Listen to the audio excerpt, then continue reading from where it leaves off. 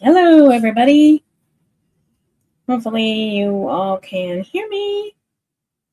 So we all know I can't figure things out on the first try with my microphone. I need to pull up. Okay, sorry. What I want to try to do, probably should close that out, make this bigger. What I want to try to do, hopefully you all can hear me. Oh, you can hear me. Thank you. First of all, well, thank you very much. Yep, Ari's in the background again. Hello, Echoes. Hi, Kirsten. Oh, you guys are on top of it, and I am not. That's Ari in the background, already looking like a depressed pup. She's just very lazy like her mama. Oh, yeah. Thank you for that, because, we busted our ass. You can't really even see the wall anymore. My husband built the bed frame behind me right now because we couldn't find one that we liked online. I don't know if I can try to show you the whole thing. I'm kind of killing time here for a second until I don't want to stomp on the end of the ATB premiere, and but I do want to. Yeah, bed frames are expensive. Thank you. I do want to. Yeah, words. I want to discuss the end of the hearing first, and by end I mean the part that was technically off the record. Because I have a tiny little rant about it.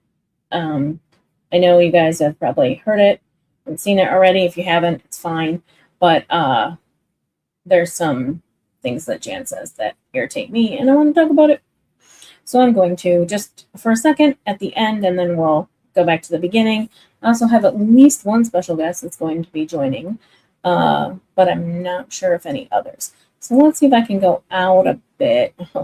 Okay, I don't know. I know. I have a very good tripod for my camera. Like, it's a good one because I do amateur photography. Not anymore because I do, just not as much. But anyway,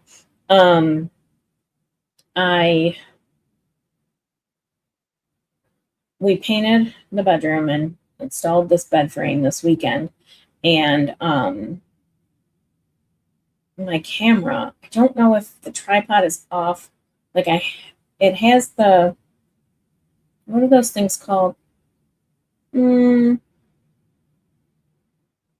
my gosh, leveling things.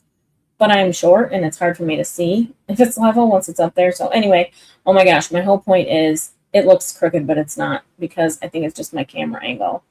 So anyway, yeah, he was worried that it's a little too tall. But here, if I go, there's my little air conditioning unit, which is off, by the way. If I walk over here and show you, I don't think it's too tall. I think it's just the right size. So yeah. Anyway, I'm super proud of him for building that because he is my Depression era grandmother reincarnated for sure. He loves to save a dollar, which is great. I am not so good at that stuff. Okay, there's Ari. I moved, so she's like, "What?" Okay. So anyway, yeah, we've been here for 15 years, and I had not painted, as you could see, that splotch of paint that used to be on my wall when you could see back in the old streams. Oh, we're getting to that part. So anyway, we had these splotches on the wall of colors that I thought I wanted at the time, and I'm so glad that I didn't pick them. But yeah, that's my guest star in the background. They're off the record now. Jen, you're amazing. Hold on. Okay, so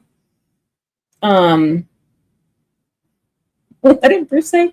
That was one big Tiff Dog's laser gyroscope measured. Oh my gosh. Yeah, totes. Okay, so let me see if I can get to this part.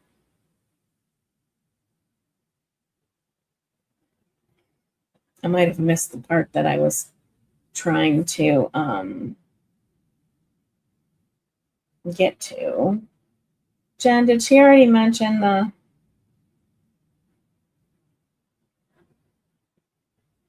the smear campaign?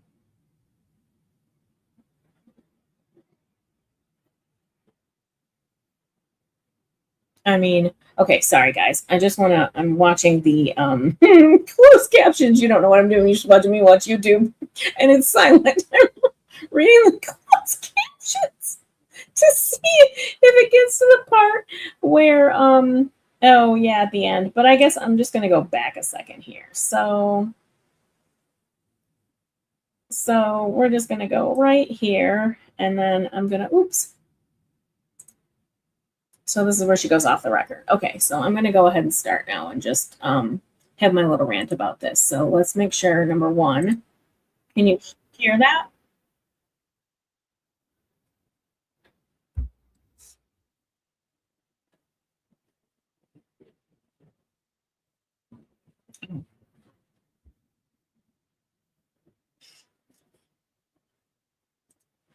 I'm dumb. I'm so dumb. Hold on.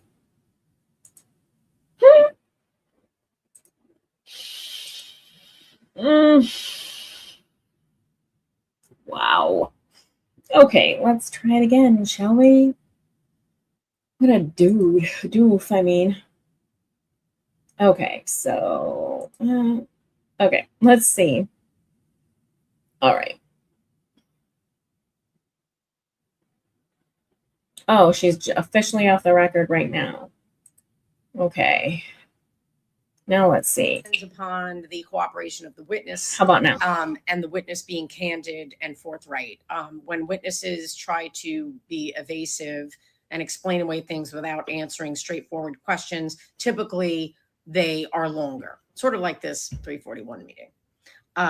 So I'd like to, have you come in and then we can just kind of go through the documents. I'll have them right in front of you, and then we can try to get to the bottom of this. And, at some point, Ms. Naylor and Mr. Owens, you're going to have to acknowledge that.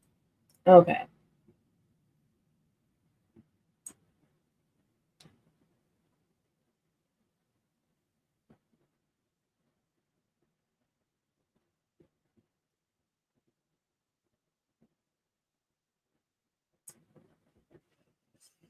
Right. So you mentioned something on the 27th. And I'm sorry, I was incorrect about that. Yeah, is that far enough? Sorry. All right. So okay. It is now the 16th. Can you tell me what your availability is to come into my office face to face and do a deposition, like over the next few weeks? Let me go and get my calendar. Can you hang on? Actually, you know what? That's fine. I thought you might know it. Why don't we do this? We will conclude this matter, and then you can send me an email and tell me precisely the dates that you're available, and we can go from there, and I'll set it. But I'll have to file my Rule 2004 request. Okay. All right. So I think that's it. I mean, there's no creditors on the line, so I am going to conclude this matter, and we will go off the record, and I will wait to hear from you by email about when we can set up your deposition. Okay? Okay. How long do those usually take, and what date would you like to have it done by? I think it would be better to have it before the continued hearing. So if we can do it before August 6th, that would be best. So that's number one. Number two, the length of these often depends upon the cooperation of the witness and the witness being candid and forthright. When witnesses try to be evasive and explain away things without answering straightforward questions, typically they are longer, sort of like this 341 meeting. Sorry, So back up. Not back. I won't back up, but that is a beautiful part, and I will cover this again. I'm just going in the back end because it just cracks me up. You know, kind of like you're being invasive right now. I'd like to, have you come in and then we can just kind of go through the documents. I'll have them right in front of you, and then we can try to get to the bottom of this. And, at some point, Ms. Naylor and Mr. Owens, you're going to have to acknowledge that there were false statements made. I know you want to try to explain away the false statements, but we know by looking at your various pleadings filed under oath, you can't deny that you previously made false statements under oath. I mean, is that fair to say that you have to admit that there were false statements under oath in your prior pleadings? Will you at least admit that?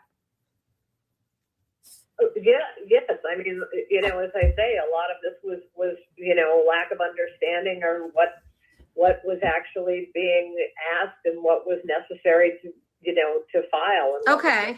So, but the problem with that explanation is that you had an attorney assisting you in the Chapter 13. So that doesn't really work for the Chapter 13 omissions. It was a very brief. Well. Okay. So we'll just leave it at that, and I'll delve into that further at the deposition. We will conclude this matter and go off the record. Okay, I'm off the record, and thank you very much. And I'll wait to hear from you so that we can schedule your exam. Okay, but just the one thing, I mean, should we plan on like an hour, 2 hours? What? Oh, I would set aside 8 hours because that's what I'm allowed to do. 8 hours? Well, that's, like I said, Ms. Naylor, it's all going to be dependent upon how you answer questions, right? If you take up a lot of time, pontificating and going off on tangents, then it's going to be long. If you want it, when I ask you a yes or no question and you answer it sincerely, and just answer the questions as I ask them, then it'll go quicker. But these are yes or no questions, ma'am. I am entitled to examine you for up to 8 hours. Okay. I think my phone may be about to die here. All right. Well, we're off the record and we're concluding this matter. So I'll wait to hear from you for dates that you're available. I almost literally had a spit take all over my keyboard because I forgot about them. My phone is about to die. How after a 2.5 hour phone call is about to die? It's a phone call, not a Zoom, so it's not pulling that kind of battery. And also, why don't you have a charger like on you? Like my devices during this whole thing were plugged in. Okay, sorry, I forgot about my phone's about to die. Understand one other thing, please. Some of the answers that I was also trying to give were to, appease the crowd on the line so that they would not be going further into. Well, that shouldn't color. Your testimony should just be truthful and forthright, and you shouldn't be trying to change what you say or how you testify based on how people perceive it. So that's not really a good excuse for some of the evasiveness I saw here today. Okay, that's what my rant's going to be about. We'll go back, but I want to talk about that for a second. Okay, first of all, I don't even think there's a word. There probably is, but it's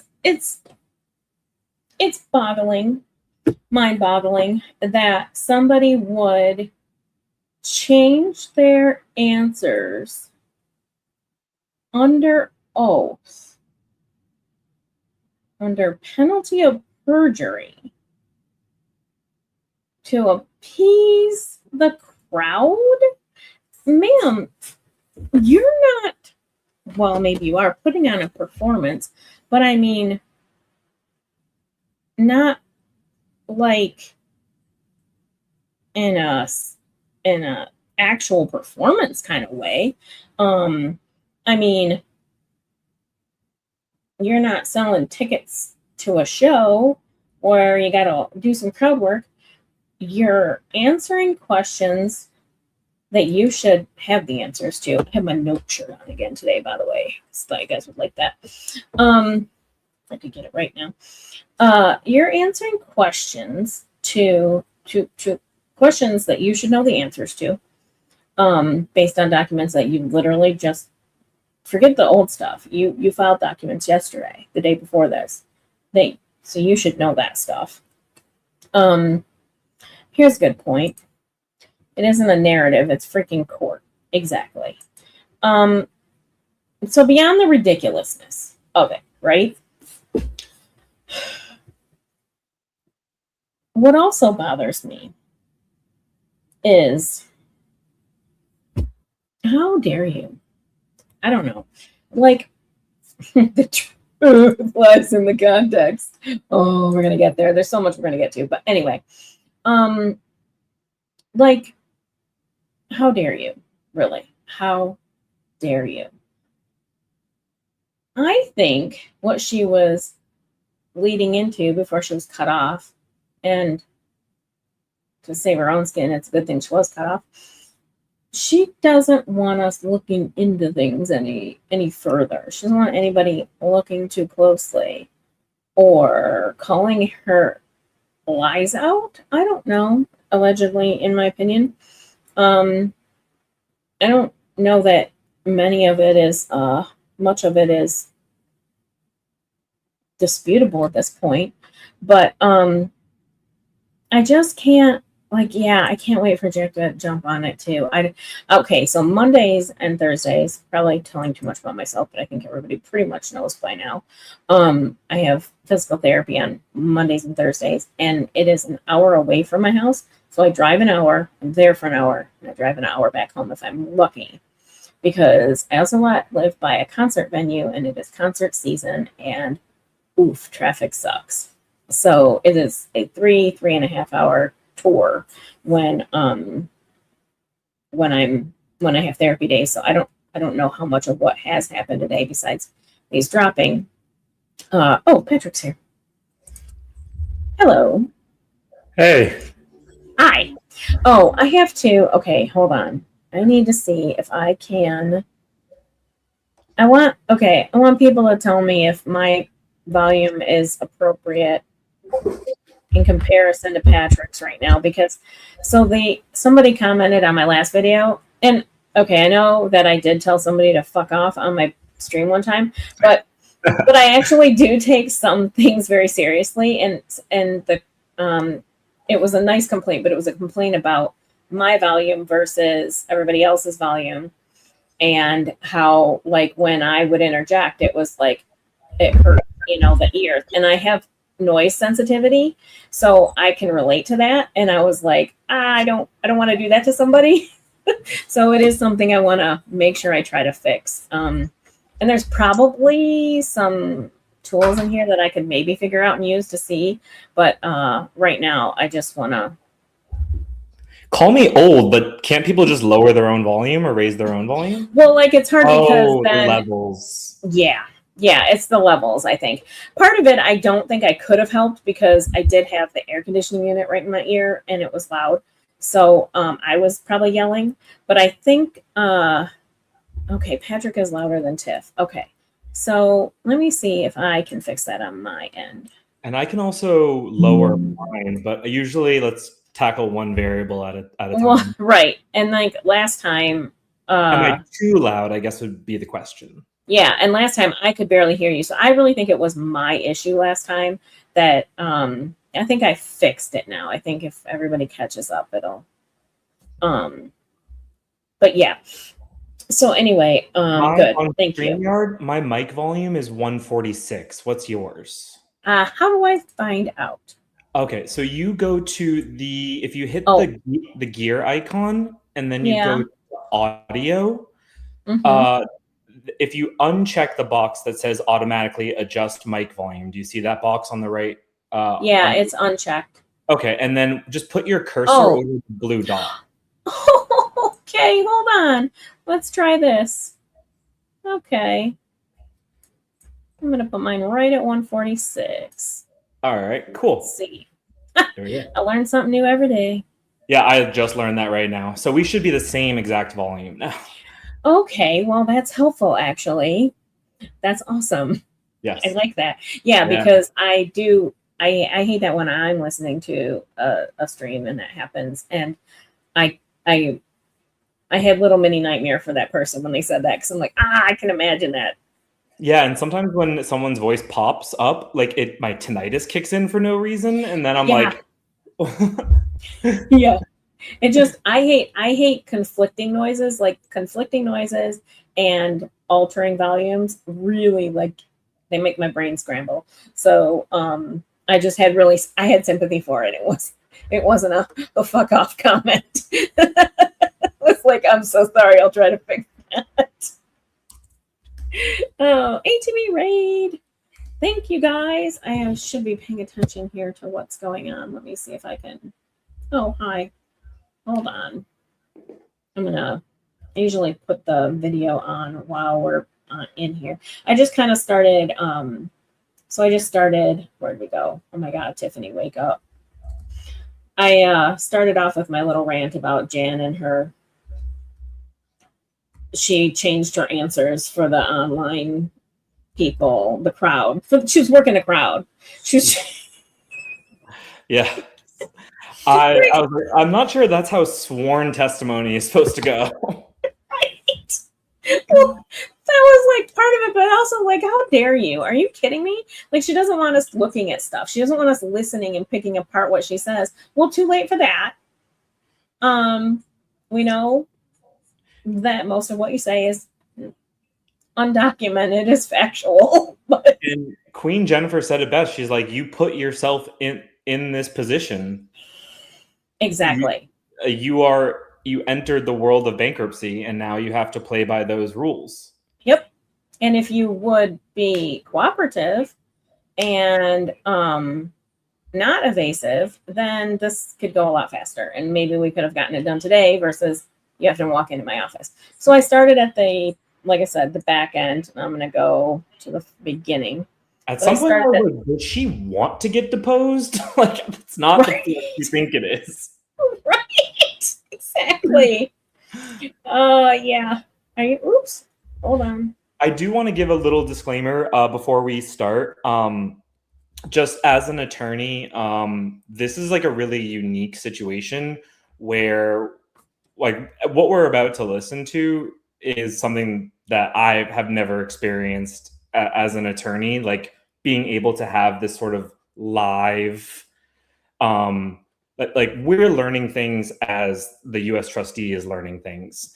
And so there are some things that Jan did not understand legally, and some things that you could tell the U.S. trustee was angling for legally that just really aren't appropriate for me to comment on, because at the end of the day, if this was my case, I was Jennifer, I would not want someone blowing up my strategy. Not saying that anything that she is 10 steps ahead of all of us, but just letting everyone know that there may be some things that you're like, why didn't you point that out? And typically there is a reason for it. And that reason is that I'm not trying to help the Owenses at all. And I don't really think it's appropriate to step on another attorney's feet. Yeah, I like that. And I agree. There are things that we may think, but don't say out loud because, for the exact reasons you said. I think that's perfect. Cool. Yeah. Okay. So, hey, Bales. Hold on. Let me do something real quick while I have her on. I need to add her as a moderator. There we go. Hey, everyone. Okay. Welcome. Yes, welcome. Okay, so it is hopping. All right. I feel like I should have popped popcorn. I don't know why. I did. Right? I know. So, little secret about me, I love popcorn. It is I don't want to call it a weakness. I actually do think it regulates my blood sugar because I literally eat popcorn every day. I'm not exaggerating. Like my popcorn popper is an appliance in my house as much as my stove is.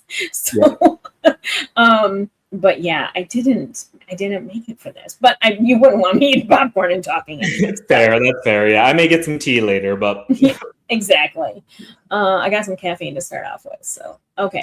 So I kind of view this as like there's at least, I would say at least 4 chunks. There's the there's like the preliminary chunk, the GoFundMe chunk, and then like 2 other legal chunks. So I think I will only stick around for like 1 or 2 chunks just because there's so much in there, and I know that we're going to be pausing and going quite a bit. So just bear with us, guys, because there's just a lot in here. Yeah, and some things that seem trivial are not. So you may be like, why'd you stop? But there's a reason, usually. So yeah, this is definitely part 1 of I don't know how many, because it depends on how long we take to get through it, but also like Jen, she was way far behind. That's funny. I've done that before. But there's so much. So anyway, we're going to start here.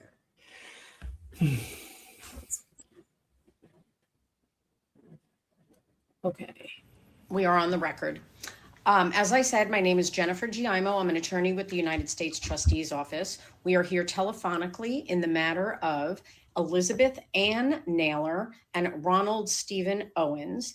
This is case number 26-5144. We are here for the first continued meeting of creditors pursuant to 11 USC section 341. It is July 16th, 2026, and the time is 10 a.m. May I please have an appearance by Miss Naylor and Mr. Owens separately? Yes, this is Elizabeth Ann Naylor, and I am pro se in this case. And I'm Ronald Stephen Owens. Okay. And I'm also pro se. Thank you. I understand that we have a lot of people on the call, but I believe most of them are just observers. Is there anybody on the line that is a creditor or interested party that wants to make an appearance? No one. Okay. All right. Mr. and Mrs. Owens, your testimony today, I'm going to be asking you questions, and it's going to be under oath and subject to penalty of perjury. Do you understand that? I do. Yes. Okay. And I'm going to ask you each individually to answer this question. Are either of you under the influence of any medicine or have any condition that would impact your ability to understand my questions or to testify truthfully? No. No. Okay. I know it's super early to pause, but I really did feel like this was an important question that was asked that I have not heard asked in others. And I have a feeling it was because of things that have been said in filings. Huh. I mean, I was surprised that Jan, who was like she was the one who spoke for all of this. She let Ron answer first in this beginning part. And I was like, that seems weird. But what was in the filings?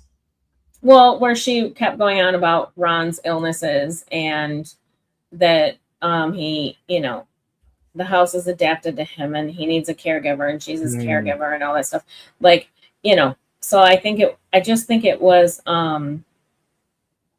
interesting to hear say, are you under any medication, which is kind of a normal question, but also, do you have any conditions that would make it difficult for you to participate and follow along? I thought that was an interesting. Definitely ties him down. Yeah. Having said that, I want to remind you that you both need to remain on this call the entire time that I'm asking the questions, okay? No walking away, Ron. Sorry. Okay. Let's go. Sure. Mm-hmm. Okay. And then what we're going to do is when I ask a question, if one of you wants to answer, I'm assuming that it's going to be Miss Naylor that answers. Mr. Owens, and I'm actually going to say this to both of you. If one of you answers a question and you disagree with it, you need to state it on the record, okay? You need to say, actually, I disagree. This is what I would say. If you don't do that, then you're, it's going to be assumed that you concur, agree with the testimony, okay? Okay. Yes. Yes. Okay. So having said that, I need you on your end to please raise your right hands. And I'm going to ask that you both separately acknowledge the oath. Do you each solemnly swear or affirm that the testimony you're about to give will be the truth, the whole truth, and nothing but the truth? I do. I do. Okay. Thank you. Okay. So we're here for your continued 341 meeting in the in your current Chapter 11 case. So you filed a Chapter 13 bankruptcy case on August 14th, 2025, correct? Yes. Okay. And at that time, you filed a document, schedules, and statements in that case, correct? Correct. And you had an attorney that assisted you in filling those forms out, correct? Correct. And you read those and you signed those under penalty of perjury, correct? Correct. Okay. And then you initiated can we this pause it? current Chapter 11 case. Yeah. So this is a perjury trap, and I think it's really well done. So I'm going to comment on it. But obviously Jennifer is laying the foundation about the documents that she wants to talk about, but she's not going to start off with, and I think this, and I think this, and I think this. So the first thing that you need to do is you need to get the people to acknowledge that they authored those records and that they were responsible for filing them. So it sort of comes full circle in the very end, because Jan, and Queen Jennifer's so good that she doesn't give anything away. No. Jan is like, so what do you want to get into in the 2004 deposition? And Queen Jennifer literally just reiterates exactly these documents that she's pointing out now. So that's why the foundation is getting laid like this, because the trap is getting laid, is how I'll put it. Yeah, I think that's a good point. Like, a lot of people don't realize that a lot of this is foundation, right? So she's just laying the groundwork, literally. Yeah, that's why I was telling Debbie, go get the popcorn now, because it's all downhill from here, baby. Right? Because it got so good immediately, and then it didn't stop for 2.5 hours. And I know we're going to unpause here, but I just want to mention Fletcher Boy asked, do I think she's going to recommend for prosecution? I am going to keep my opinions to the bankruptcy. I'm not going to give any opinions about future actions. Again, I just don't want the Owenses to take what I say and use it. And I also just don't want to undercut the investigation by the government. This is a very weird situation where we are learning things real time with the DOJ. And so it's just very important that we respect the investigative process. 100% agree. Love it. Lawyer hat off. Okay, let's go. Is on May 22nd, 2026, correct? Correct. And you filed at docket number 9 on May 22nd, 2026, another set of schedules and statements, correct? Correct. And you had an opportunity to read those before you signed them, right? Yes. And you signed those under penalty of perjury, correct? Yes. And then recently, in fact, the docket sheet reflects that it was docketed yesterday, July 15th, 2026. You filed amended schedules and statements, correct? Yes. And you also signed those under penalty of perjury, correct? Yes. Okay. So I just want to start with the amendments that were filed or were docketed yesterday. You knew that the amendments were due on June 26th, right? Yes. I mean, you acknowledged that. I have a transcript of the hearing in front of Judge Wansley, and you expressly acknowledged that you had to have your amendments on file by June 26th. Isn't that correct? Yes. Okay, so can you tell me why, Miss Naylor or Mr. Owens, why you waited until the day before this 341 meeting to file those amendments? The reason was because we had been attempting to hire an attorney to represent us, and we realized that we needed third-party funds in order to hire the attorney. This is completely non-responsive to the question. We searched. Oh, you're muted too. Yeah. I know. I realized that as I was talking. Like, I was listening to it today as it was dropping again. It was like, God. First of all, just for my own fucking sanity, I'm going to need to break this down into pieces because I can only listen to this woman for so long. And yeah, like, I don't know that there was, besides her name, one single question she answered correct, like answered where she answered the question that was asked. Yeah, she goes kicking and screaming with every single question. The question here was, why did you file your docket late? And the judge told them to do that at the hearing where they told the judge that they could not get a lawyer. So all of this preamble is pointless. But go on, Jen. Yeah. You do you, Jen. For third-party funds, and we were unable to get that. We realized that Chapter 11 is a very difficult legal chapter to negotiate if you're not an attorney. And so it became very clear to us that we really needed to dismiss the case. Okay, I understand that. However, oh, did you want to say something, Mr. Owens? No. Okay. No, I was starting to continue, and so it was my hold on. that I got to stop you. Hold on. Somebody has their phone unmuted because I'm hearing some background noise from another place. I don't know what. Yeah, somebody please, everybody please mute your phones because we're hearing somebody's followed by the pound sign on their phone. You're interrupting this meeting if you're not going to have your phone on mute, please. Okay, let me back up.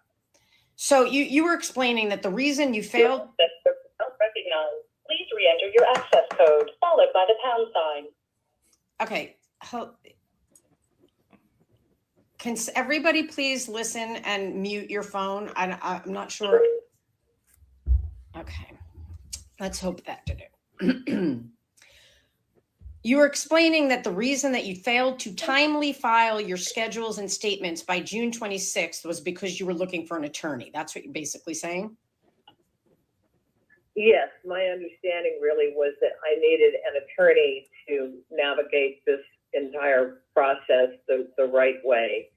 And when it became apparent that we weren't going to be able to get one in time, we filed for the dismissal.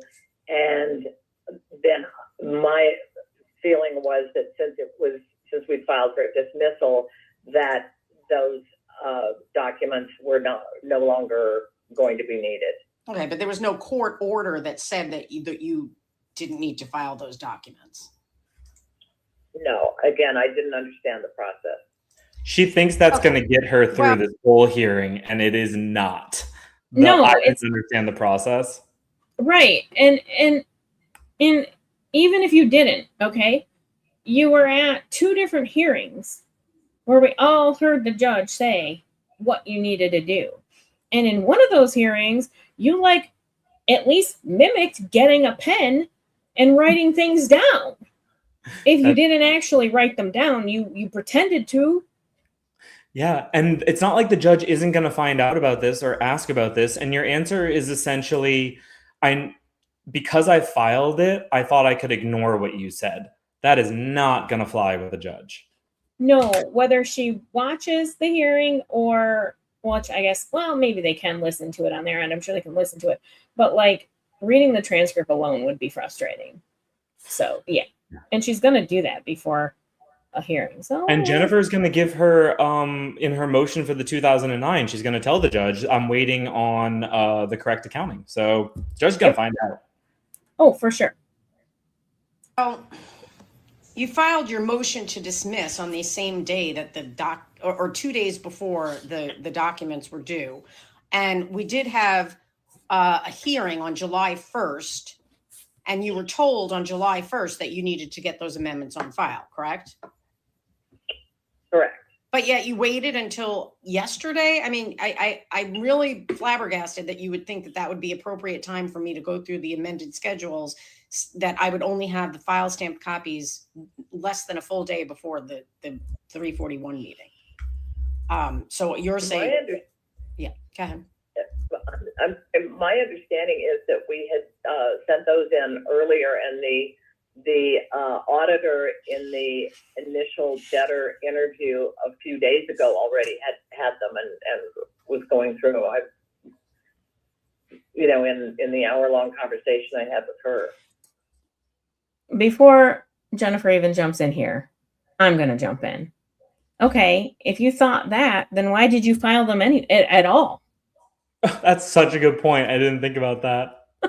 See, like, it's funny because, I listened to it live, and then you have time to like think things out. Like, I have a ridiculous amount of notes that just finally I just started writing at like at the end of my notes. It was just LOL. Like, yeah.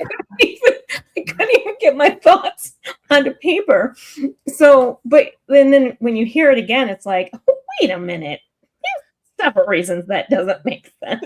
0 sense. Okay. She might have had your unfile stamped copy, but I won't work off of a copy that you provided me that was not proven to have been filed. So in any event, we'll have to just move on, but you do acknowledge that you failed to timely file your amendments, correct? Correct. If that's the case, I'm sorry, I didn't realize that. Okay. All right. So let me just ask you, since this that you filed this case on May 22nd, have you made any mortgage payments? No. No. She Okay, says but that I did so notice proudly. you produced.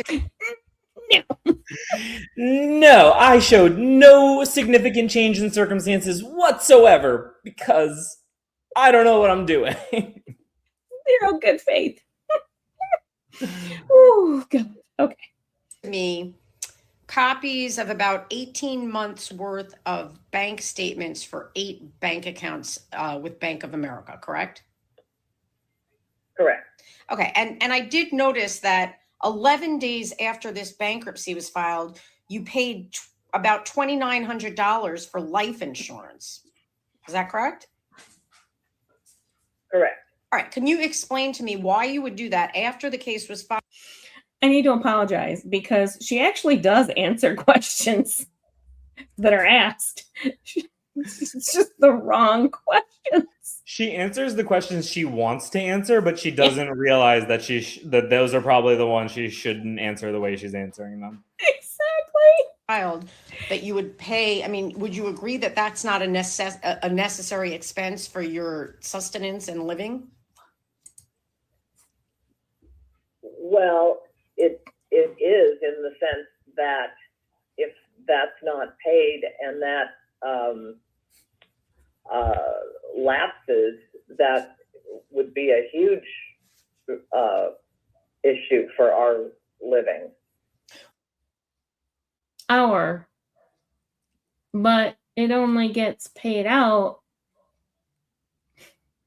It really, after listening to this 5 times, it genuinely started to creep me out how much she wants her husband unalive. Yeah. Like, it's genuinely concerning. And it's wild because, so, I mean, it's all the documents, everything points to just Ron only having a policy. Although one of the ways she answers here does make it sound like they both have one. I don't think that's the case, but it's just like okay. Sorry. I could go on about it, but I won't. Well, it's not, you're not getting, it's life insurance. So nobody would get a payout until somebody dies, right? Well, correct with this particular policy, yes. Okay, so I help me understand then how paying life insurance is a necessity while you're in a Chapter 11 bankruptcy. Well, because I view it as something that is a necessity. Yeah. This is where it starts to go. So, like we're on the roller coaster and we're moving now. And the stuttering and the stammering happens hard and fast for the rest of the hearing, in my Okay, opinion. you're saying that, Let me but ask you something, Tiff. Are you, I don't know why you'd be aware of this, but are you aware, can you take a loan out against your life insurance policy? Because someone's asking why the payments are so big, and I'm wondering if they've done that. There's certain kinds of policies you can do that, where you can okay. So there's certain kinds of policies that have a value, like you pay into them and it's basically an investment. So over time, you've gained an equity in it, basically, and you can draw from that. I don't think that's the kind of policy they have. I think if they did have it, it would be gone by now, because it basically like cuts down what they pay out at the end, from what I understand. Because my license is not in life insurance, so that I don't know. But it's like, it is a big payment though. It is $2,900, unless that's like I think it's back pay, because on their Chapter 13 they listed their life insurance premium as $1,500. In one of Jan's emails to her brother, she said it was $900. In their Chapter 13, she said it was $1,500. In the Chapter 11, it's back to $900 and something. So I think $900 is probably more accurate, and I think that's 3 months worth probably. So it didn't get canceled. Got it. Yeah. So yeah. Okay. But you're not getting any money currently from that life insurance policy, right? That's money that would only come to you in the event that either you or Mr. Owens passed away. Correct, but it's been a policy for 30 years, for probably more than 30 years. So to allow it to lapse would seem to be not a very responsible decision. Okay. I've commented this, so you guys have already probably heard it from my mouth, but you know what else lasts 30 years? A mortgage. A mortgage. So it would be kind of irresponsible as well to not pay on your 30-year mortgage for the way I summarize her thinking here is there's a better chance that my husband is unalive than me being able to save my house, which is just fucking gross. Especially when you learn that they've let their homeowner's insurance lapse. So the mortgage company is the one insuring the house right now, not the homeowner's policy. It's lapsed. So your biggest investment, so to speak, is not insured either, which is interesting. Good point. If you think insurance is important. Okay, but you think that it was more important to pay life insurance instead of your mortgage on your home you're living in? Well, the issue with regard to the mortgage, as I say, we have been trying to deal with the mortgage company for quite a while. We have had different violations, and the $2,900 that we paid to the life insurance would not have done anything with regard to saving the home. It just wouldn't have been enough money to save the home.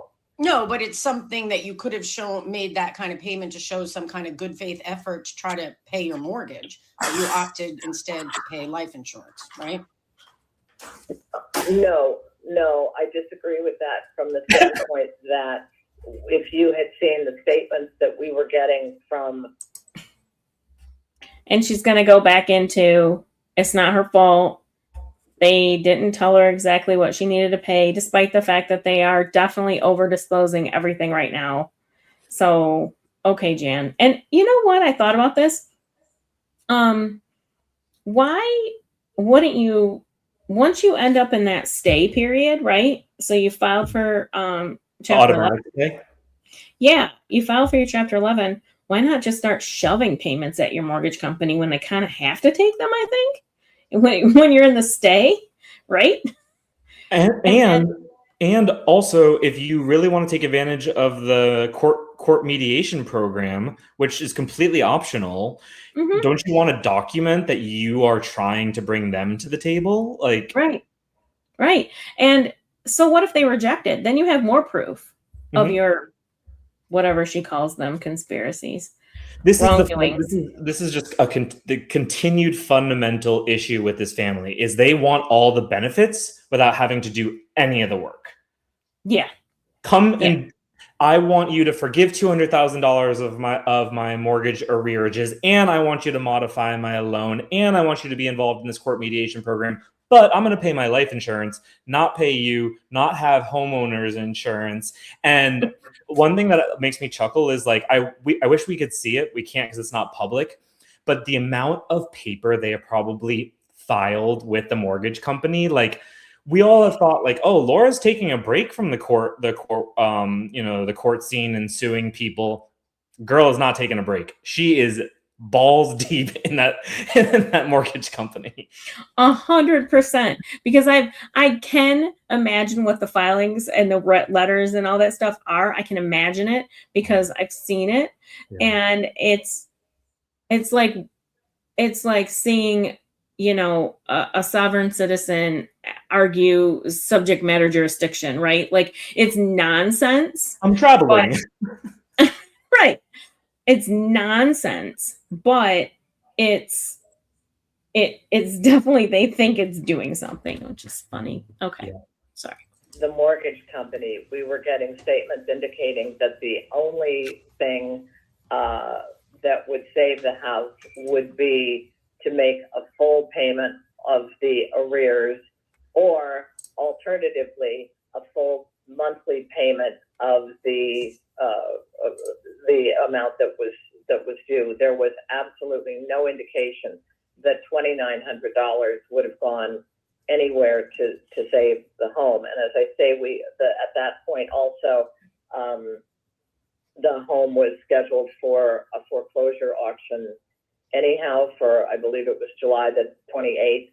So it didn't seem like a $2,900 payment would have, you know, done anything at all to save the house at that point. And we also, again, had been dealing with the mortgage company. We had just sent them a letter about a notice of error and issues that we were bringing up to them. So it was, the mortgage issues were in dispute at that point. All right. Well, do you know whether the foreclosure is going to proceed? I believe it's at the end of July. We were notified after we brought up our concerns with regard to the violations that we believe have happened in terms of the mortgage. We were notified that they have pushed out the foreclosure auction to September the 29th. And our hope is that we will be able to reach some sort of a resolution before then. Okay. Sorry. Right, I'm going to turn now. I want to talk to you about. I like how she just lets her finish her nonsense. It's okay. We're gonna have this all tied up.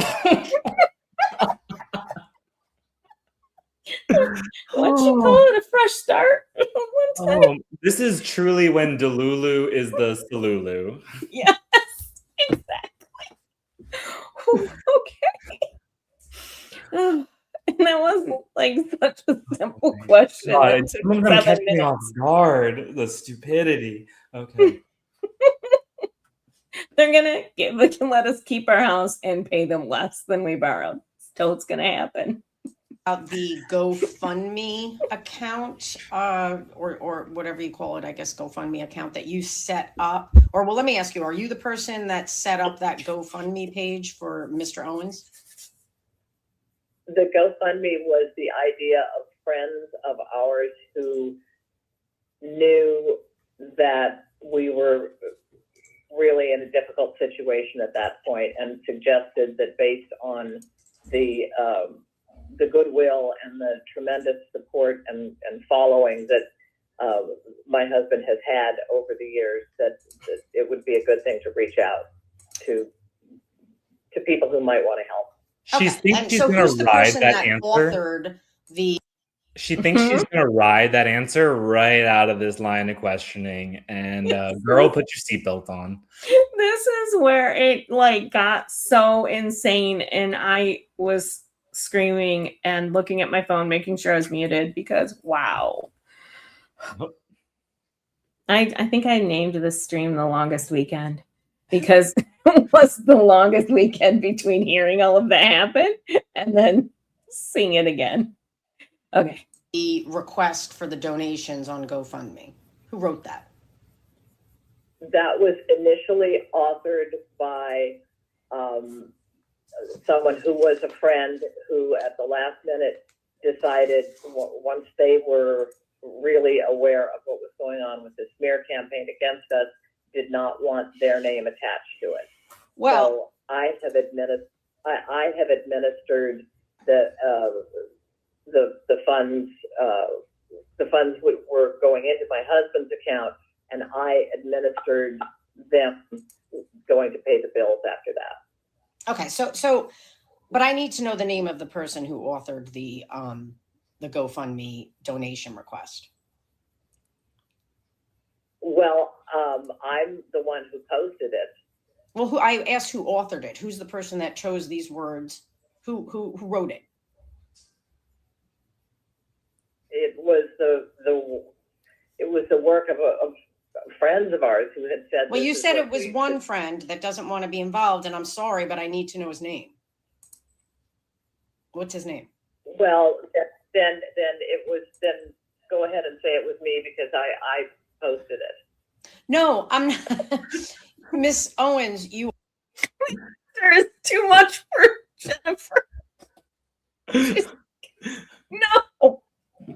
I mean, the entitlement is wild. IB. That's what napkin lady did. Napkin lady, yes. Yes. Oh my god. Okay, sorry. Just okay. Let me go back just 2 seconds. I might have gone back too far. Here. Oh, it's all good. You said it was one friend that doesn't want to be involved, and I'm sorry, but I need to know his name. What's his name?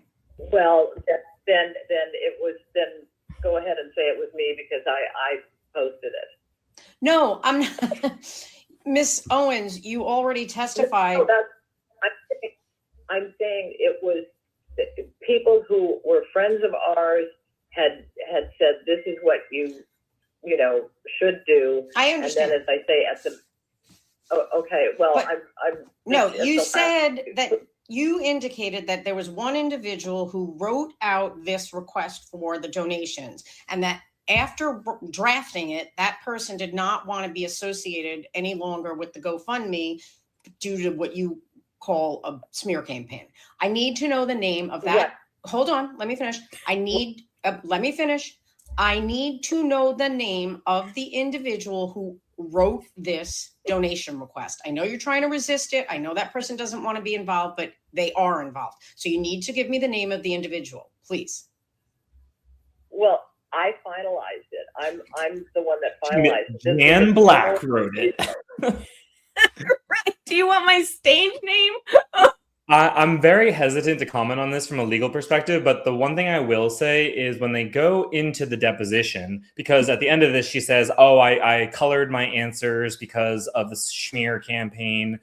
And so the one thing I was wondering is if she goes into the deposition, she's like, okay, I'll tell you who it was. David Jingers.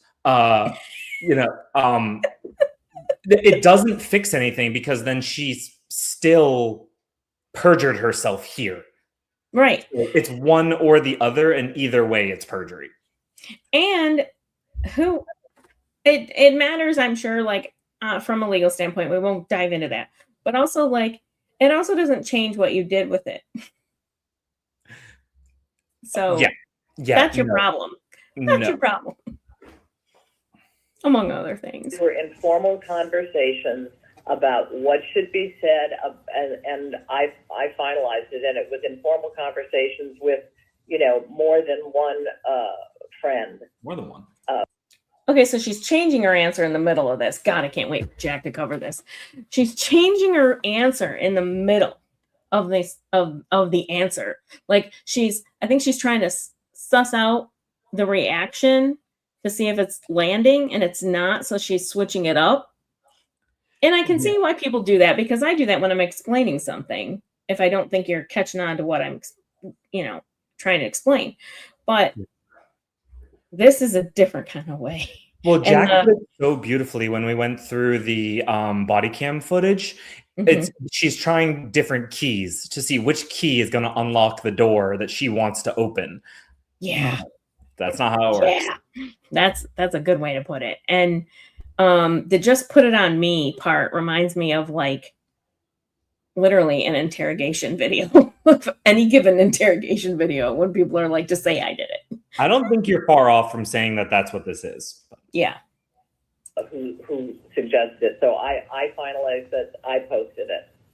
Okay. So you're not going to give me the name of that individual. Is that correct? Well, because it was. I don't want to know why. I'm asking, are you going to give me the individual's name? Yes or no, that you said that originally authored this? I'm saying put it on me. I'm saying I'm the one that posted it. I finalized it. But that's not. I posted it. But that's not what you said. You originally said somebody else drafted it, and my question to you is: are you going to give me the name of the person that you testified a few moments ago initially drafted this donation request? Are you going to give me that name? Yes or no? I said that there were informal conversations. I finalized it. That there were informal conversations, and at the last minute, it was like, no, I don't want to be a part of this. I can't put my family out to be targeted by these people. So who was that person that said that to you? Wait, she just said family. Yeah, I know. I picked up on that as well. I couldn't leave my family out to be targeted. I was thinking maybe Sarah. Yeah, I don't think it's Sarah. I don't think it's Sarah, and I don't think it's Ron. Uncle Joe is the next person who comes to mind, and then Gingras. I think it starts with an L and ends with an A. Oh my God. Yep. And that's what I was saying. I'll just be honest, that because it's my opinion. That's what I was thinking as the hard stance on not answering this question just kept going. I was thinking, I don't think she wants to implicate more on maybe more things. That's what I was thinking in my head. That's a great point. Yeah. Anyway. I finalized it. No, who was that person? Hold on, let me finish. Who was the individual that said to you, I don't want to be a part of this? Who was that? I don't want to give their name because, as I say, these were informal conversations.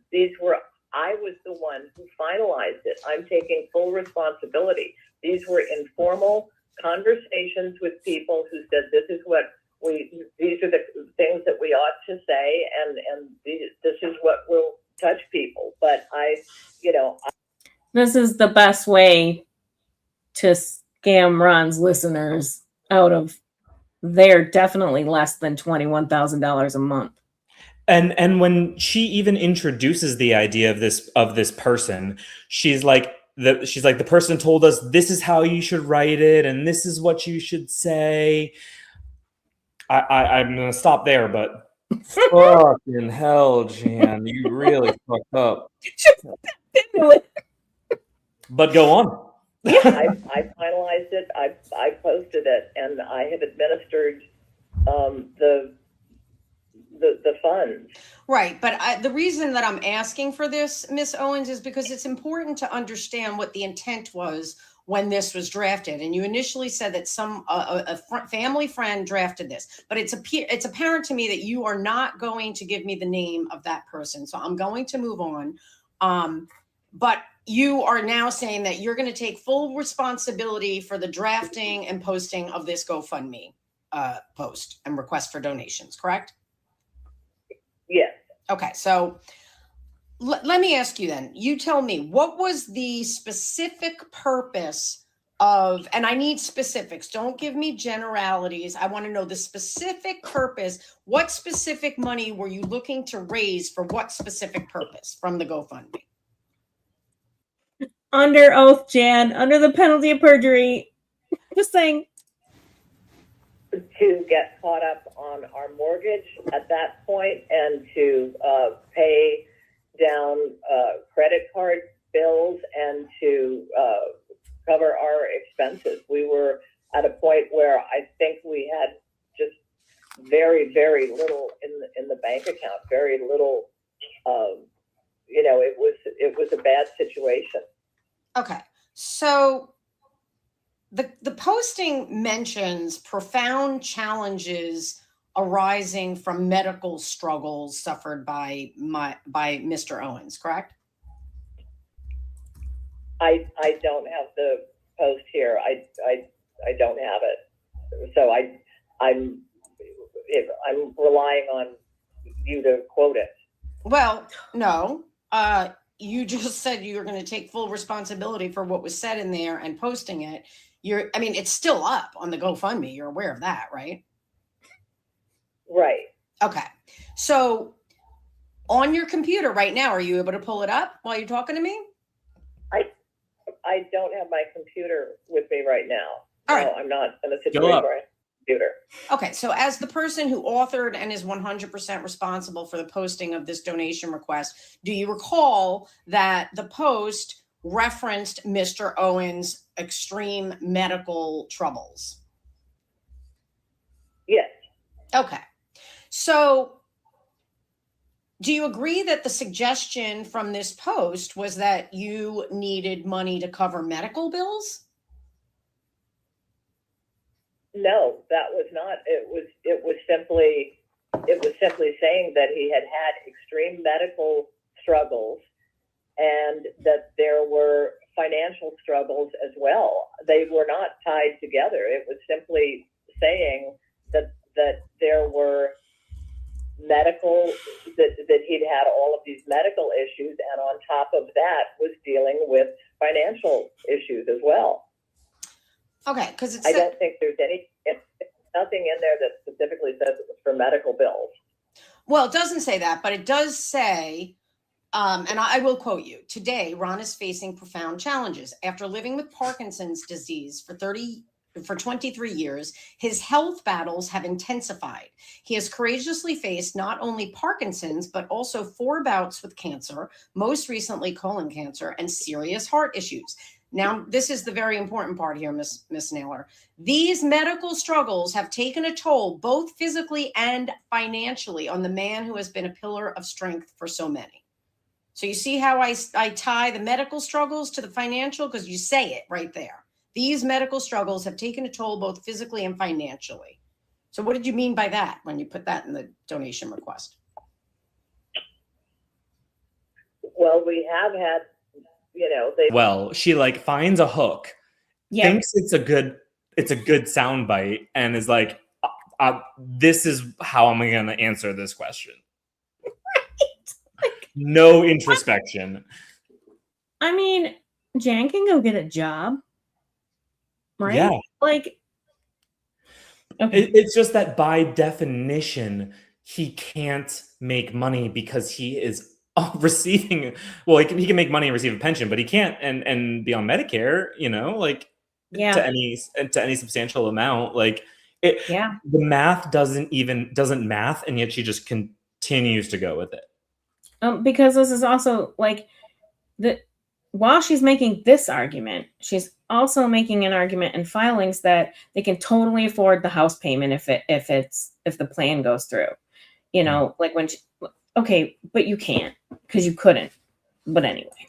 But I think that was the key. I think that was the key there they were trying to use was bankruptcy, force the mortgage company to mediate. That key didn't work. So now they're like, okay, now we need to get out of this without getting ourselves in more trouble. And they're not succeeding at that either. No. Financially support the family. So yeah, there is that. No, Okay, there so isn't. you're saying that as a result. Sorry. I think if I remember correctly, because I've listened so many times, I think she does call him out. But it's like, dude, he's making 2/3 of what's coming in right now for your household. What do you mean he can't get a job? Also, yeah, good point. Like now that I think about it, you know how hard it would be for him to get a job that pays him more than his pension? Right. You know, yeah. Okay. Result of these medical struggles, it took a toll on Mr. Owens financially to the point where you're saying he couldn't support the family. Sorry. Well, yes, I mean yeah, that's part of it, but it's Okay, but at yeah. the time that this was posted, Mr. Owens and you were collecting at least $14,000 a month in pension income, correct? Correct. Okay. Correct. So let me ask you, were there any Translate shit. Correct. I got one. I can answer that one without taking 4 minutes. It does disprove what I just said, but it is also correct. any specific medical bills that you intended to be able to pay using GoFundMe funds? Not that I recall, but again, the way. Oh, wait a minute. This is a good point. Okay, goosebump. Why can't Laura work? Right? So they went bankrupt because Ron couldn't get a job while also receiving pension and Social Security. But Laura shouldn't be forced to get a job. Okay. I think that Queen Jennifer makes the tactical decision to not dive into like the nitty-gritty details of what led up to their bankruptcy. I think she does that on purpose here. So people may say, oh, why didn't Jan, like why didn't she push her on that? I think that was a tactical decision. I agree. I think there were a lot of things that she also didn't get to even because of how it went that, will probably be sussed out in that 2004 deposition. That it was phrased the way that I recall it being phrased. It was not indicating that this was to pay for medical bills. It was that we had financial struggles as well. So what you mentioned earlier is that you wanted. And again, but this was also months before. This was 8 months before we filed for Chapter 13. This was to help us to try to avoid having to file for bankruptcy because we were in that kind of a difficult situation. Okay, well, let me just back up. You mentioned that the GoFundMe funds you intended to use to pay your mortgage and pay credit card bills and get out of debt. That's what you just said a few moments ago, correct? Correct. Okay, so basically, what you're really telling me is that you were using the GoFundMe to clear yourself of debt. Is that what you're saying? Yeah, we said financial struggle. Okay, I'm sorry. Did anybody hear Laura in the background then? Because I swear I hear it. No, play it again. Okay, let me see. I think I can go. Okay, well, I don't think turning it up will help, but let's see. Okay, right. The GoFundMe to clear yourself of debt. Is that what you're saying? Yeah, we said I heard financial struggle. Yeah. But you Like, I swear that's Laura saying, yeah. Wait, do it one more time. Sorry, I have my Nope, good it's headphones okay. in now. What you're really telling me is that you were using the GoFundMe to clear yourself of debt. Is that what you're saying? Yeah, we said Yes, financial 110%. 110%. Someone else is in that room with them. Right. 110%. When I heard it on the original live call and I yelled out, she's in there. Like, yeah, that just sounds like it's very faint, but it's there. Okay. Sorry. But you were using, in the go. but so what it you're says saying, financial stuff. right? There's just a, Right. But That's I'm her again. asking, really, what you were doing was using GoFundMe to clear yourself. What it? Hold on. That's her Yes, sir. again. It's she's talking over, but it's her, I don't even know what she said, but she said something again. we said financial struggles. But you were using, in the go. but so what it you're says saying, financial stuff. right?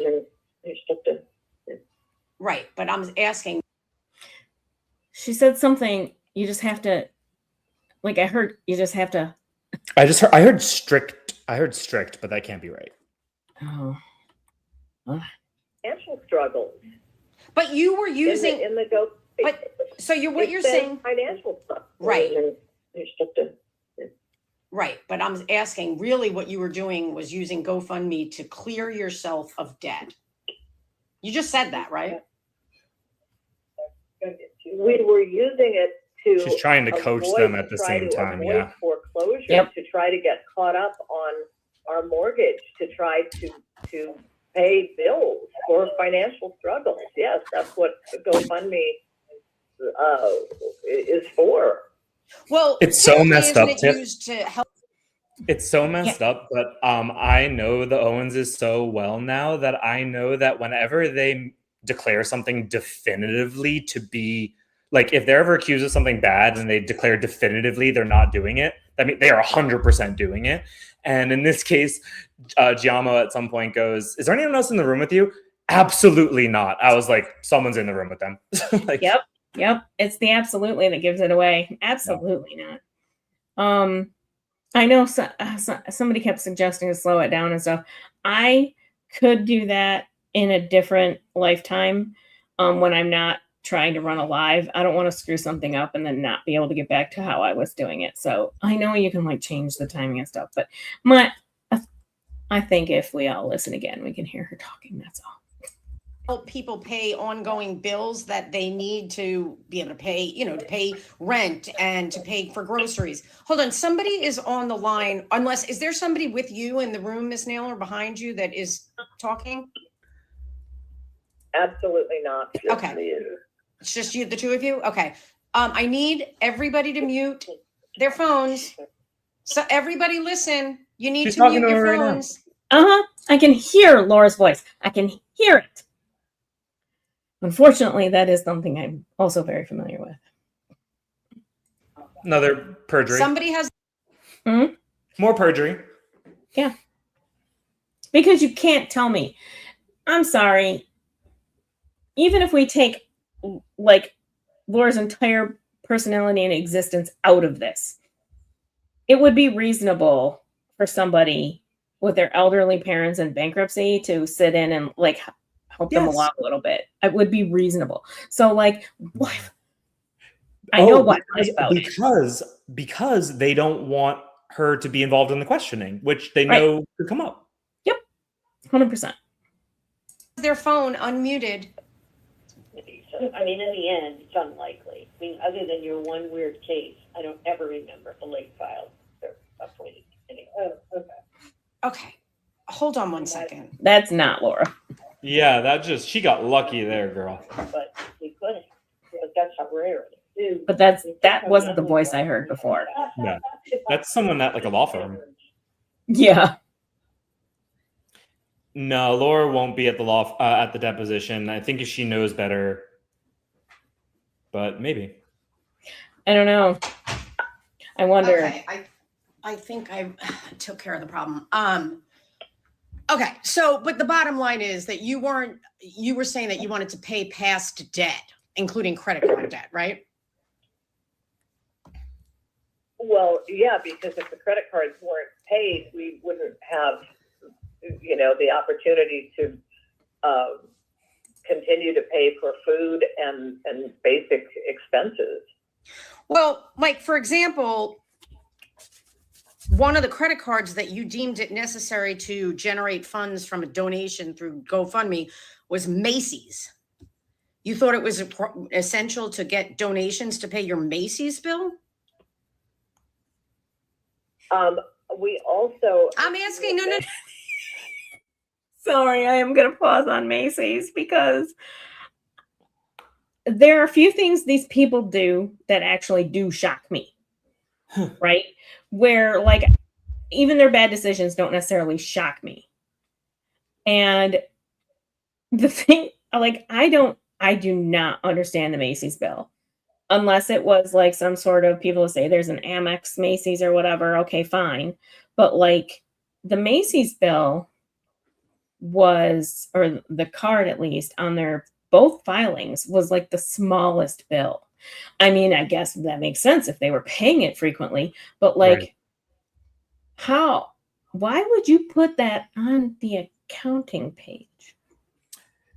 I think they just asked some AI to build the accounting page with information that looked to be the least problematic for them. But AI is not a bankruptcy attorney, so it was like, oh, this is a consumer credit card. Consumer credit cards are used to pay GoFundMe, so boom, put it on the list. If these are the things we're paying down debt, so you paid Macy's a lot, so here you go.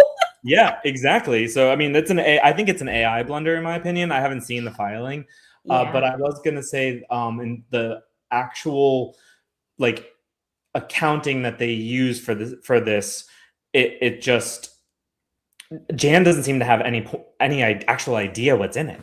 No, agreed. Yeah. Agreed. No, but hold on. You have to answer my questions, Miss Naylor. I am asking you, did you think it was necessary to ask for donations through GoFundMe to pay a Macy's credit card bill? We didn't. I want that on a shirt. No. I gotta go back. I'm sorry. And wouldn't just like basic good financial hygiene be like, okay, let's pay the credit card that has the highest interest rate first? And like there is a way more complicated territory than that. But like, if that wasn't her first answer, then what is the actual reason? Right.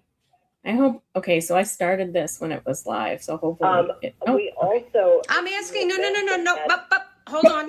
You have to answer my questions, Miss Naylor. I am asking you, did you think it was necessary to ask for donations through GoFundMe to pay a Macy's credit card bill? We didn't ask for donations to GoFundMe to pay a Macy's bill. No, we did not. However, that's what you used. Hold on. However, you admit that you used GoFundMe funds to partially pay a Macy's credit card bill. No. No. We had pension and Social Security money. We had pension and Social Security money that also came in that month that would have been used to pay a Macy's bill of whatever it would have been. She would rather perjure herself because she's now contradicting the sworn statement she filed than look bad to the Mercury News, is my opinion here. Yes, I absolutely agree. I was going to look at that. We had that Macy's claim. It was Citibank, I thought. Oh, maybe we didn't get that one because it was so small. I don't think we did, actually. Oh, wait. So that's got to be their yo-yo card. Yeah. I mean, they've had it. Okay, so here's the deal. It's like she's had this card since 1976. I was a year and a half old when she got this card, not even. So, wow. So, I don't know. Wow. Very little interest due on it. Yeah, this is the card they're using a lot to pay for stuff. So, like I said, like it probably was a. And I'm sure it's got a reasonable interest rate. Like, yeah, it was the dumbest card to pay off. It was just. I have lived my life like that very briefly where, you know, my credit card's maxed out. I pay down like 100 on it and then I use the 100 on it. And then, you know, I pay it down again. But like, that's no way to live. And you certainly don't use fucking GoFundMe money to do that. No, 100% you don't. Okay. Here we go. I have no idea what it would have been, but not a sizable amount. We did have pension and Social Security money that would have paid for that, and we did not ask for GoFundMe money to pay a Macy's bill. No. Okay, well, do you recall last week providing me with a document entitled Accounting of GoFundMe Funds? Yes, And who drafted that? Mate. I did. Okay. So, and that was just last week that you gave that to me, correct? Correct. Okay. So on item number 3, I don't know if you have a copy of it in front of you, but item number 3, and you can look at this after we're done, but item number 3 says itemized list of quote necessities payments for the calendar year 2025. Do you recall having listed that in your accounting of the GoFundMe funds? Yes. And one of the credit cards that you list here as being a necessity, you made 10 payments to Macy's. It's on your GoFundMe accounting. Are you denying now that you used GoFundMe funds to pay a Macy's bill when that's what you said in the accounting you gave me last week? I was being transparent in terms of showing you what monies had gone out of our main checking account and what they had gone to pay for. If I hadn't included that we had paid Macy's bills, that would have been incorrect. But did we ask for GoFundMe money for Macy's? No. Did we have Social Security and pension income that had covered that? Yes.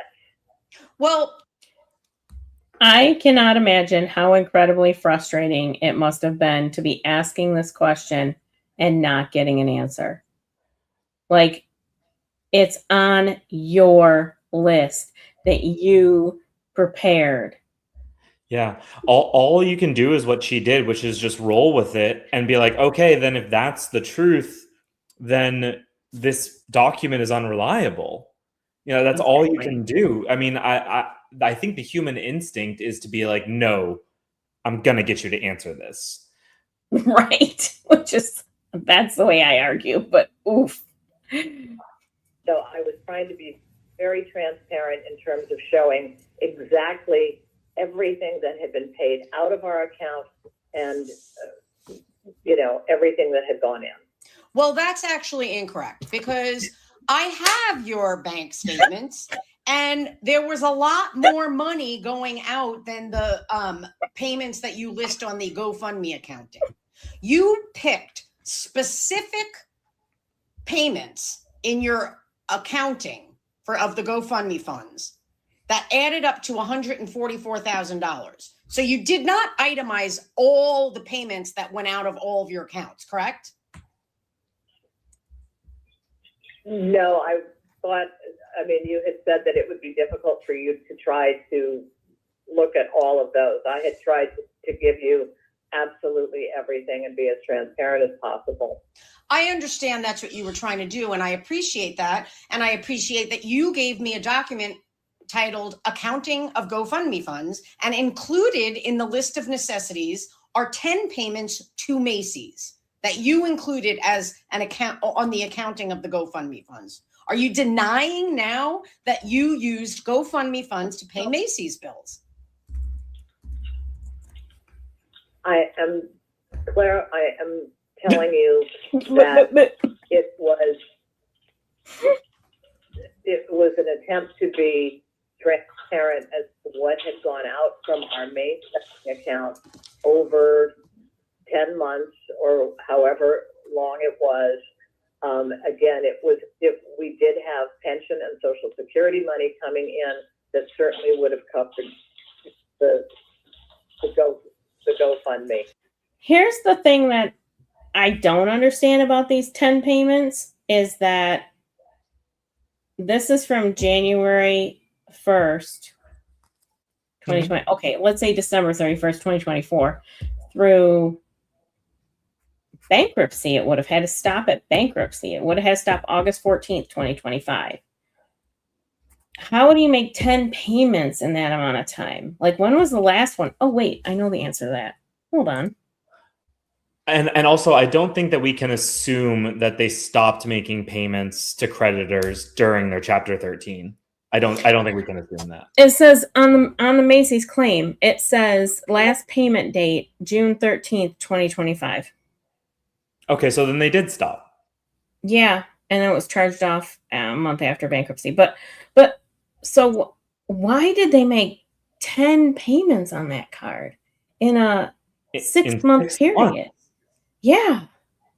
That's weird. Again, because I think it's just they're swiping it, they're maxing it out, they're capping it down, they're maxing it out. I think it's yo-yoing. I don't think it was 10 payments to the principal every time. No, agreed. Yeah. Wow. Imagine being like that at 80 years old. It's brutal. With 21K coming in a month. Oh my God. Okay. But that was not but you didn't itemize all disbursements from your account in this accounting, did you? Oh wait, pause. Oh, sorry. Yeah. I didn't mean to sound bossy there. Also, that was the time period of Laura's indictment, up to June 2025. Yeah, true. She got raided in January and indicted by June. So they probably spun up the wheels on getting criminal defense at that point, or something. Yeah, something. Oh, those Macy's statements must be interesting. Oh yes, I want to see that. Believe we did. We gave you everything. No. We gave you the statement. No. I'm talking about the statement. I'm talking about the document that you gave me called Accounting of GoFundMe Funds.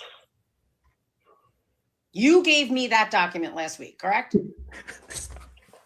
Correct. And you start off by saying GoFundMe made 151 payouts totaling about 132,000.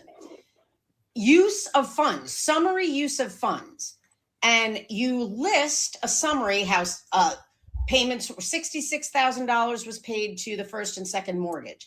$47,000 were paid to credit cards and consumer loans.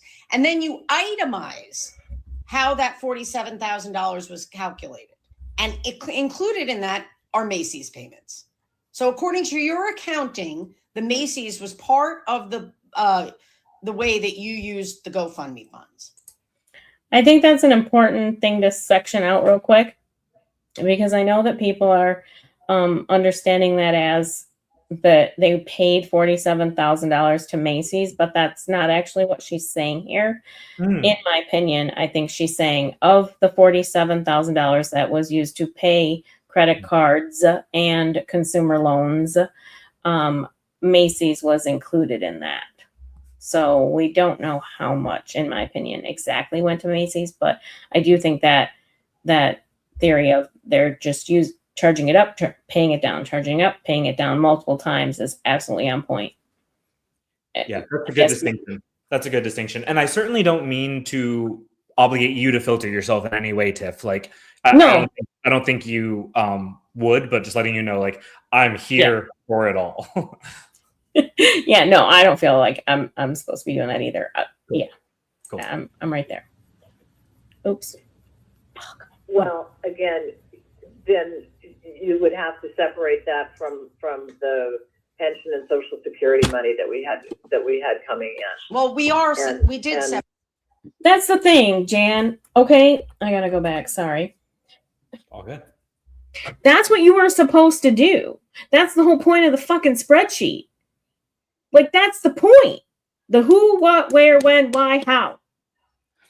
That's what Judge Wansley told you. Like, literally. It of the GoFundMe. Oof. Okay. And then you would have to separate that from the pension and Social Security money that we had coming in. Well, we did separate it. In fact, according to your own accounting, this is you use this accounting to show exact who. Hello, We're here. Who's that? Is that Mr. Owens? Yeah, I'm the same way here. Okay, do you have something you want to add? No. Do you have something you want to say, Mr. No, Owens? No, nothing. Okay, I heard somebody speak. Because There was There was somebody else somebody that wasn't us speaking on the line just a minute ago, yeah. Okay. All right. So let me just tell you though, when Nah. Oops, what'd I do? You think it was in their room? It was Ron. I mean, I'm sorry. That sounded exactly like that was Ron in the background. And then he was like, it was somebody else. But it And then they sounded like, shushed them. Oh my god. like, hold on, wait. Let's go back. you gave, On the line. yeah, in fact, according to your own accounting, this is, you used this accounting to show exact, hello? we're here. Okay. That's wrong. Okay. That's Ron. And also, if it wasn't Ron, why did he answer when she said hello? So if it wasn't me, I wasn't saying the thing. If somebody said hello, I wouldn't be the one responding. It's Ron. Yeah, Jan's trying to get the hearing yeeted off of public forum. Mm-hmm. It's not going to go that way. Who's that? Is that Mr. Owens? Yeah, I'm the same way here. Okay, do you have something you want to add? No. Do you have something you want to say, Mr. No, Owens? No, nothing.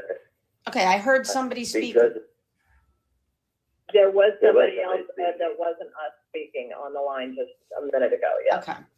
All right. So let me just tell you though, when you gave me this Fucking accounting liars. of GoFundMe funds, I saw it on like Instagram or something. It's like a little paddle you hold up and it just says liar on it. I just I want that because Yes. liar.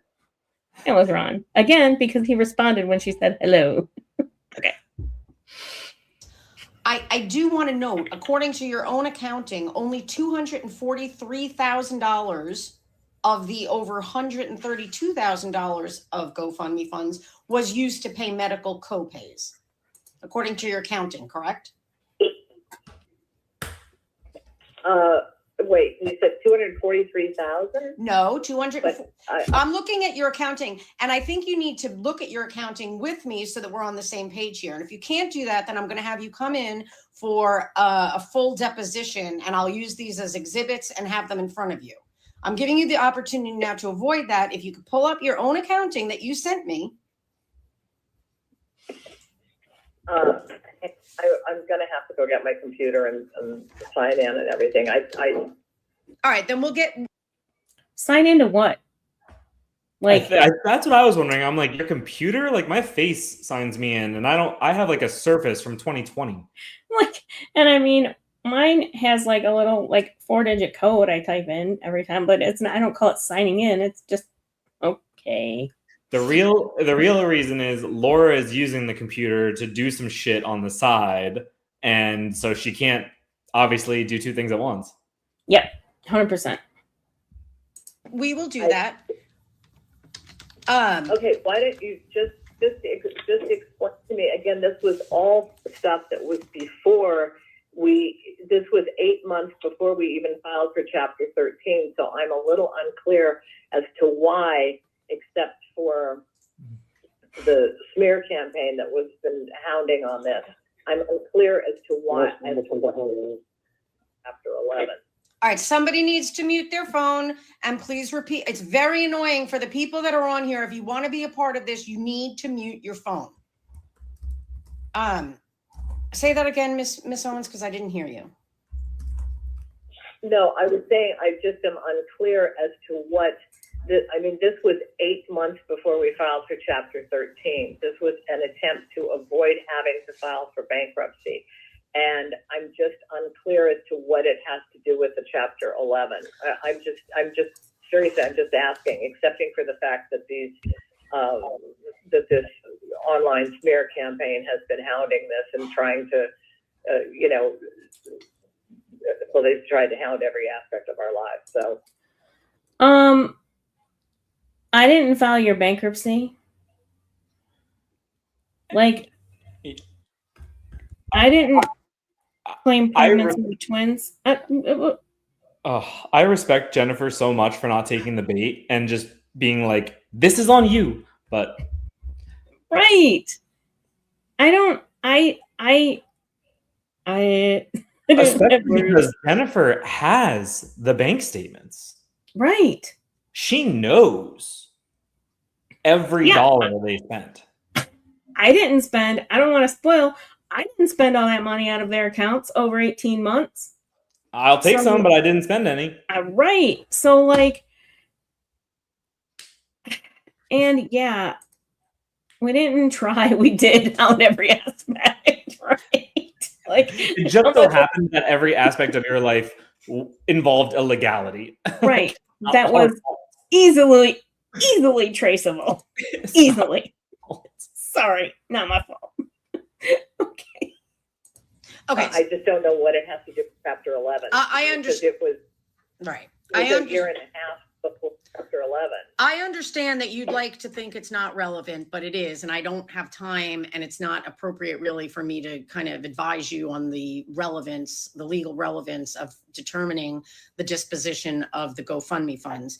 But we can go back to the medical. I mean, I'm just looking at your own accounting, and it says that medical copays were of the $132,000 that you received from GoFundMe, only $243 went to medical copays, according to your own accounting. I wonder what Ron's fans are going to think of that. Will they pay attention to that? Because I think that's huge. It's, yeah. I mean, I think they're probably doing everything in their power to stop the Mercury News from publishing anything, but the facts are the facts. Yeah, and courts are public. Wow. Do you recall putting that in your accounting that you gave me last week? Yes, and it probably was more than that. That was what I could come up with, at the last minute. Again, I was putting this together without the help of an attorney and putting it together very quickly. And again, the GoFundMe did not say that it was for medical bills. It did not say that. It said because of financial struggles. Okay. Well, yeah. Sounds like she's already convinced herself of that now. Interesting. It didn't say that. Are you saying that I can't rely on the accounting that you provided me? That it's not accurate? I'm saying that I am human. I am not an attorney. I did the very best to be as transparent as possible. It seemed to me very obvious from the GoFundMe deposits. It seemed very easy to see where the GoFundMe money then was transferred into our main checking account and then went to pay bills.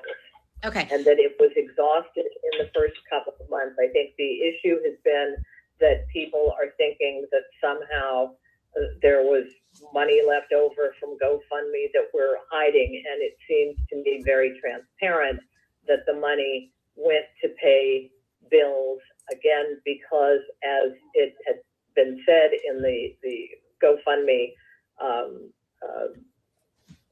whatever you want to call it, pitch, that we had.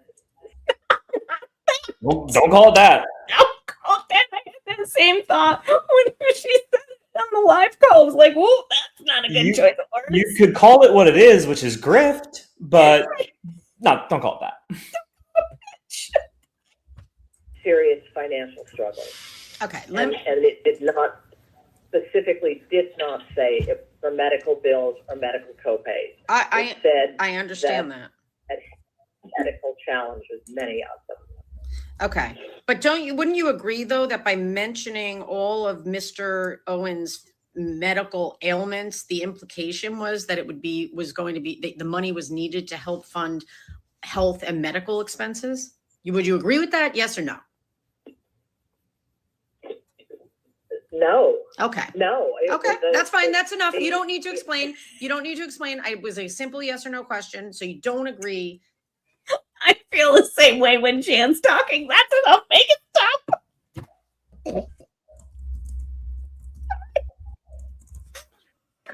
That Okay, the implication from your okay. GoFundMe donation request that the money was going to be used for medical and health bills. You don't agree. No, it was an update for his listeners, his followers, his supporters, who have been loyal with him over 46 years.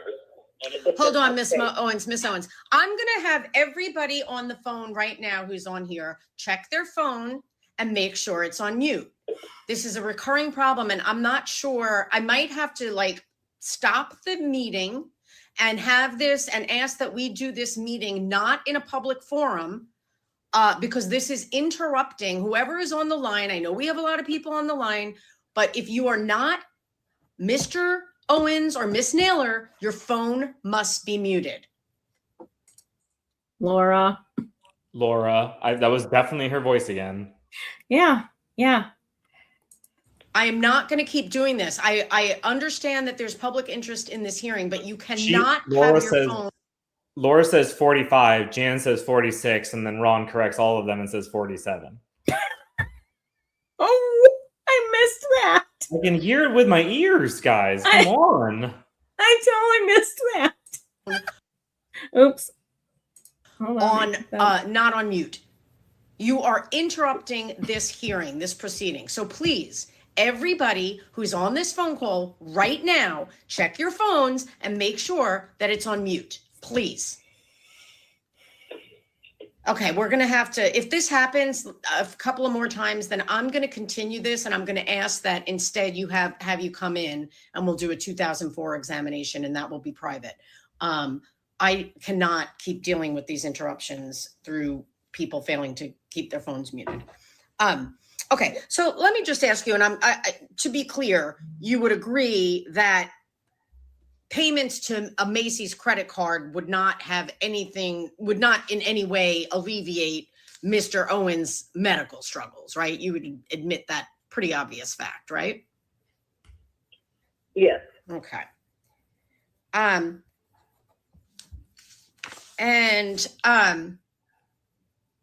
You say that the wording said that it was financial struggles. Did you ever state in any responses to donations or any public statements that the funds were being used for things like your Macy's bill? Absolutely not, because they were not. In my view, those were expenses that were being covered by our pension and Social Security. But you'll agree that according to your accounting of the GoFundMe funds, you state that some of the funds were used for Macy's. Okay, so let's break that down for a second. I can afford my bills on what I have coming into my household, but I could spend more if I had some side money coming in that covered my urgent things, right? So if I could use my side money to pay my heat, electric, mortgage, whatever those things may be, car insurance, car payment, I can use my side money to pay those things. Then I can use my stable income for fun money. Yeah. Am I ripping GoFundMe off when I do that? I don't know. I think maybe. If they use that GoFundMe in any way, shape, or form. Oh, they did. I mean, they admitted they commingled it with their business. Yeah. It's just so wrong. But I think what you're saying is the inverse of how normal people think. We think, okay, so we get a normal paycheck, and then it's our necessities, our rent, our food, our utilities. Anything above that is fun money. They're saying we're only going to do rent, utilities, and necessities with our pension and then we're going to use the GoFundMe money for the fun stuff. The GoFundMe money, in their explanation, is their disposable income, how they're going to get caught up on their credit cards. Yeah. Yeah. So that they can start fresh. Interesting. Again, that was, I think. I want a cat lady ballerina. We need also a drinking game for the word again, because she says this word a lot. Right. I think it's as many times as transparent, but we'll have to see. As I said. Right. Again, as I said. We're going to have to agree to disagree on this one. I have explained how I interpreted it. My effort was to be transparent about absolutely everything we had paid out of all of our accounts. There was no intent to hide anything. And, like a lot of people, we had a Macy's bill. Right. So I agree to disagree. I don't think it works that way. Yeah, that's not how the truth works. I promise you. This isn't a disagreement you're having with a friend. Agree to disagree. No. Okay, sorry. understand. So what you're saying is that when you did this accounting, you understood that the accounting of the GoFundMe funds was a request to determine how you used the 132,000 approximate amount of GoFundMe funds, right? That's what you understood it to be? Yes. Yes. And you didn't think it was a request to show the U.S. trustee just itemize all the payments that came out of all of your accounts over an 18-month period, correct? No, I actually did think that was it, and that the GoFundMe was part of that. Okay. Yeah, I did think that you so transparency and okay was part of it.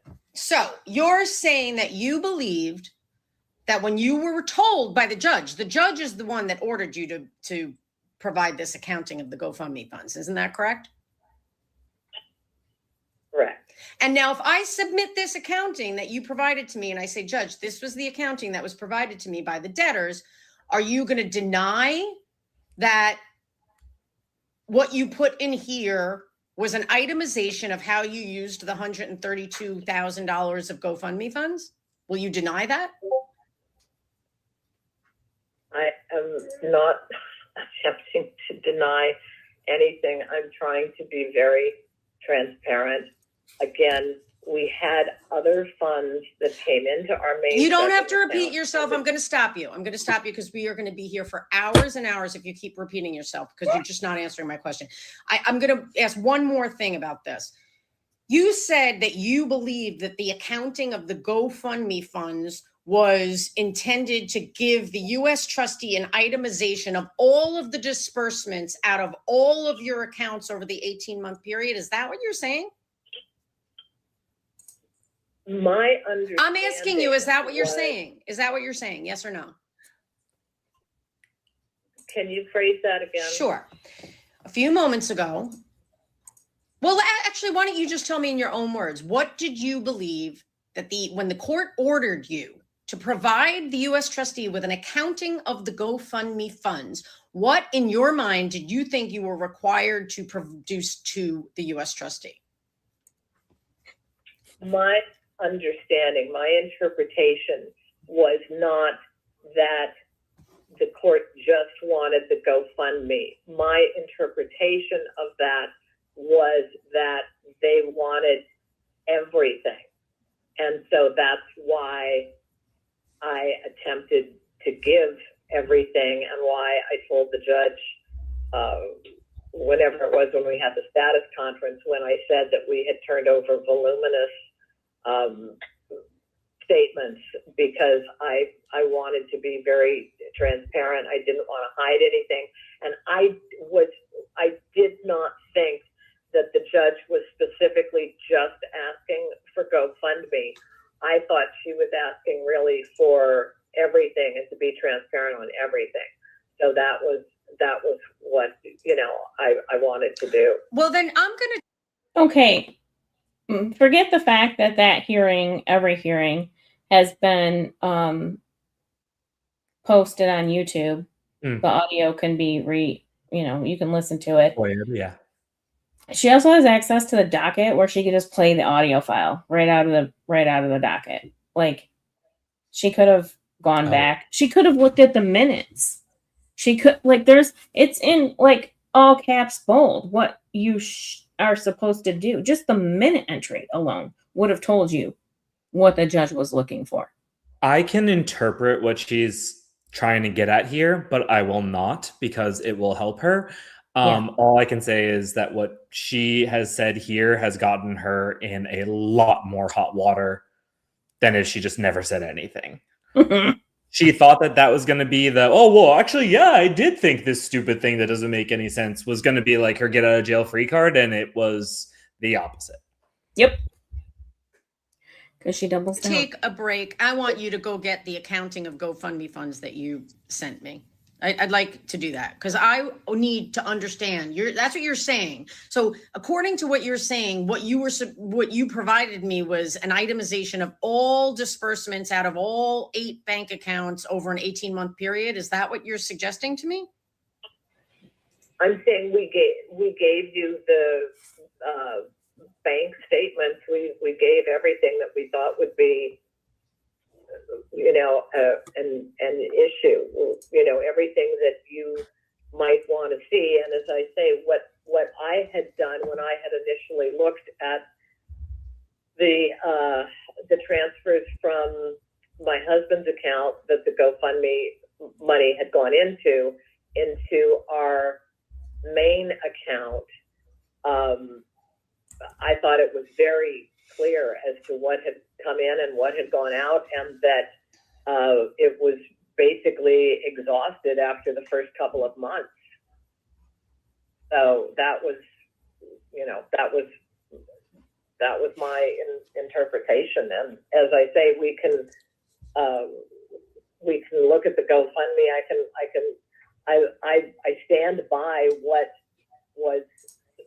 we submitted to you, and as I say, I put the stuff together as fast as I could, as thorough as I could, and as transparent as I could. So, okay, if you want to get the nuts and bolts on the GoFundMe, I can. What does that even mean? Put the nuts and bolts on GoFundMe. Like, she provided an accounting of the GoFundMe. It said some things that were problematic for her. So what is she going to provide? Is she going to provide a different accounting with different line items? Because that's just more perjury. I know. It's just, I don't get it. There are people on the line who are. All right, enough. I can't, Miss Naylor. No, I'm not going to allow you to use this as a platform to just start going off. No, stop. Yeah. I had asked a very specific question. I want to at least have you admit that you provided me with a document that you titled Accounting of GoFundMe Funds. Will you admit that? Yes. Okay. Yes, all right. Of course. And among the other items that you list is that you used funds to pay for ADT home security, correct? Correct. And was that something that helped alleviate Mr. Owens' medical struggles? We have had threats on our life. The answer is yes or no. Did that alleviate Mr. Owens' medical struggles by using GoFundMe funds to pay for ADT home security system? These are yes or no questions, ma'am. And this is exactly right here. Her answer here is like I call a Jan special. It's, she gets her fingers in a little bit of a hold, and but what's so funny is that it's so clearly, and this is maybe why they like doing things in written form, because it's so clear when she's speaking that these ideas are coming to her right now. Yeah. A truthful answer would have been, we have ADT for the reasons she's about to give. Right. Instead, it's death threats. Oh, that didn't work. Oh, okay, let me try this. Different key. Well, we have a medical alarm on there, yes, so that if we need to contact medical services, we can contact them through the ADT system, yes. And in fact, night before last, I had to call, Okay, I don't need to know about the night before last. That's okay. Please. Wait. First of all, that's adorable. I just love this so much where she just stops her. But like, okay. I don't remember. I guess I'm going to let it play because I don't remember. I feel like she went into more, like she's still trying to explain it more. I think she says more about this. Go ahead. Because I'm not buying it yet. Please try not to deviate. Please try not to deviate because we will be here all day. Also, among the items that you listed is that there was significant amount of money paid to life insurance from the GoFundMe funds. Is that correct? if that, So wait, did we move on from ADP then? She comes back to it at the very, very end, I believe. Okay. Yeah. Because, I mean, so far that wasn't a good enough reason because I think she was just saying they had like you could do a medical caller, but that's also what a phone 911 does. So I don't know why. Like, because Why right? do you need a private service to do something that a public service does? Right. I don't know. Just saying. if that was to catch up again on Again, the life insurance is pretty important. Well, life insurance is not important currently for your day-to-day existence, correct? Well, you're correct in that, but if something were to happen to my husband and we needed and there were a life insurance payout, it would help to pay for living expenses. So yeah, I think in a certain way it is important. And again, it's been a 30-year payment that we don't want to lapse, that he doesn't want to lapse, correct? Yeah. If one of my illnesses determines. I cannot understand you, Mr. Owens. You have to enunciate better or step away from the phone. It's very muffled. Yeah, I let my wife talk. Go ahead. No, I want to hear what you have to say. I'd like to hear from Mr. Owens. I just couldn't understand what he was saying. It sounded like he was on top of the phone. Yeah. When I'm sitting here, I'm trying to absorb it as best I can. I've got a lot of really painful issues going on right now. But what I'm trying to say is, I'll tell you about them upon request. huh? I'll tell you about them upon request. I'll authorize the HIPAA release. Exactly. And what Jan doesn't realize is she's not fucking with the JV anymore. Like, she is fucking with Queen Jennifer. If she wants, Jennifer will pull the ADT call logs. Like, she will. You say you have death threats, she will pull the police reports. Well, let's go back to ADT for just one hot second, actually, before we move on, because ADT, hold on. ADT is in the new filing too. As in they owe them? Yeah, so like in their Chapter 13 filing, ADT was listed in there. Yeah, it was a small amount, $248. I'm looking at the 2026 filing because it's the same amount. I know it is. And it's also in the 2026 filing. So why is it there if you're paying the bill? Unless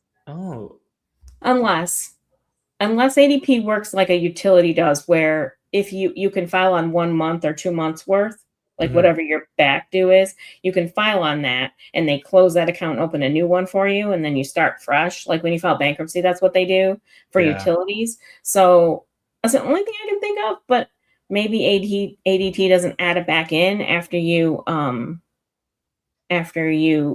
bankruptcy is dismissed. I don't know. You know what though? Jeez, Tiff, you're so smart. The way Jan conceptualizes this situation is that the GoFundMe accounting needed to show all of the money that GoFundMe paid to things. So there is a world where GoFundMe did pay for ADT, then they couldn't keep making those payments, so then they lost it. But now Jan is talking, and then they're a creditor. But now Jan is talking about ADT as if it's paid. So yeah, like recently paid. Oh, I get what you're saying. Cause like, yeah, because that would have been post or pre-filing. So okay, never mind. Yeah, but she said they just used it. right. So both things can't be true. They can't be a creditor and you owe them money, but then you also are obtaining their services. Yeah, I just don't see it working that way. And like I said, I know utilities do, but they have to. But I don't think ADP falls in that. Yeah. That's interesting. Okay, sorry. I also will say here, if we're going to play on words, you're fine. Ron says, I've got a lot of really painful issues going on. Okay, that's really vague. So do I. That's like really vague. I mean, so painful to the point you can't talk. Yeah, I don't know what his point is here to saying that. Yeah. Okay. I'm trying to absorb it as best I can. I've got a lot of really painful issues going on right now. But what I'm trying to say is you can take anything that we've given to anybody and then just say, is this really count or this doesn't count? The point is, we are as transparent as possible. We don't have some kind of a fund in the I don't know, Costa Rica or something like that. We have nothing to hide. Everything we're doing is trying to give you exactly what you've asked us to do. So, for people who think Ron doesn't know what the fuck's going on, I point to this. Yes. He certainly knows what's going on. Whether or not that's the focus that should be there, I don't know. Yeah. But hey, he thinks this is what is important. But I think what pisses me off about it is he's saying, you know, you can take anything from anyone and say, where does it go? And where does it go? And it's like, no, bitch, it's called an accounting. We're not talking about having a beer and chatting about money you got. You're talking about a professional forensic accounting in federal court, chapter 11, bankruptcy. He is legit bored with this. I can tell you that. Like he's not interested. And I think that just boils down to his involvement in finances, period. He's just not interested. Right. So this is a pain for him to sit through. And he just wants her to understand that you could say that about anything, but no, Ron. We're talking about this thing, Ron. This thing right. And it's not about hiding money. It's about how you spent the money you did get. I think they think it's about hiding money, but we'll find out. All right. I'm going to go check out what my dog is barking at. I'll be right back. Okay. Okay. All right. So now I want to talk about, you keep mentioning your pension and Social Security income. And in fact, over an 18-month period, you had because I have all of your bank statements and I was able to calculate, you had $378,600 of income from pension and Social Security alone. Correct? In 18 months? Yes. Yeah, in a year and a half. Yeah.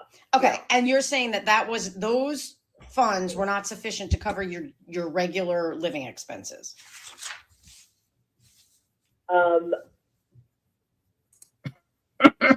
Well, I again, the statements speak for themselves. You can see what came in and you can see what. She can't even fucking answer the question.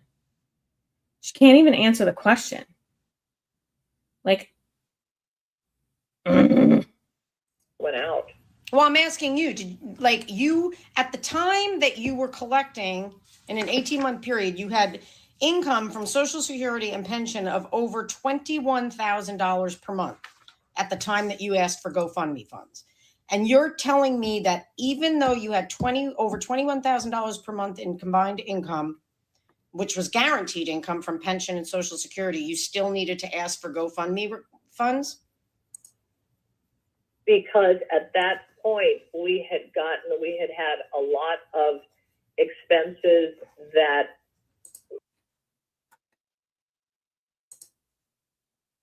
Tea Time says, to be fair, long-term Parkinson's does affect how a patient speaks. Yeah, I have MS and I definitely have speech problems.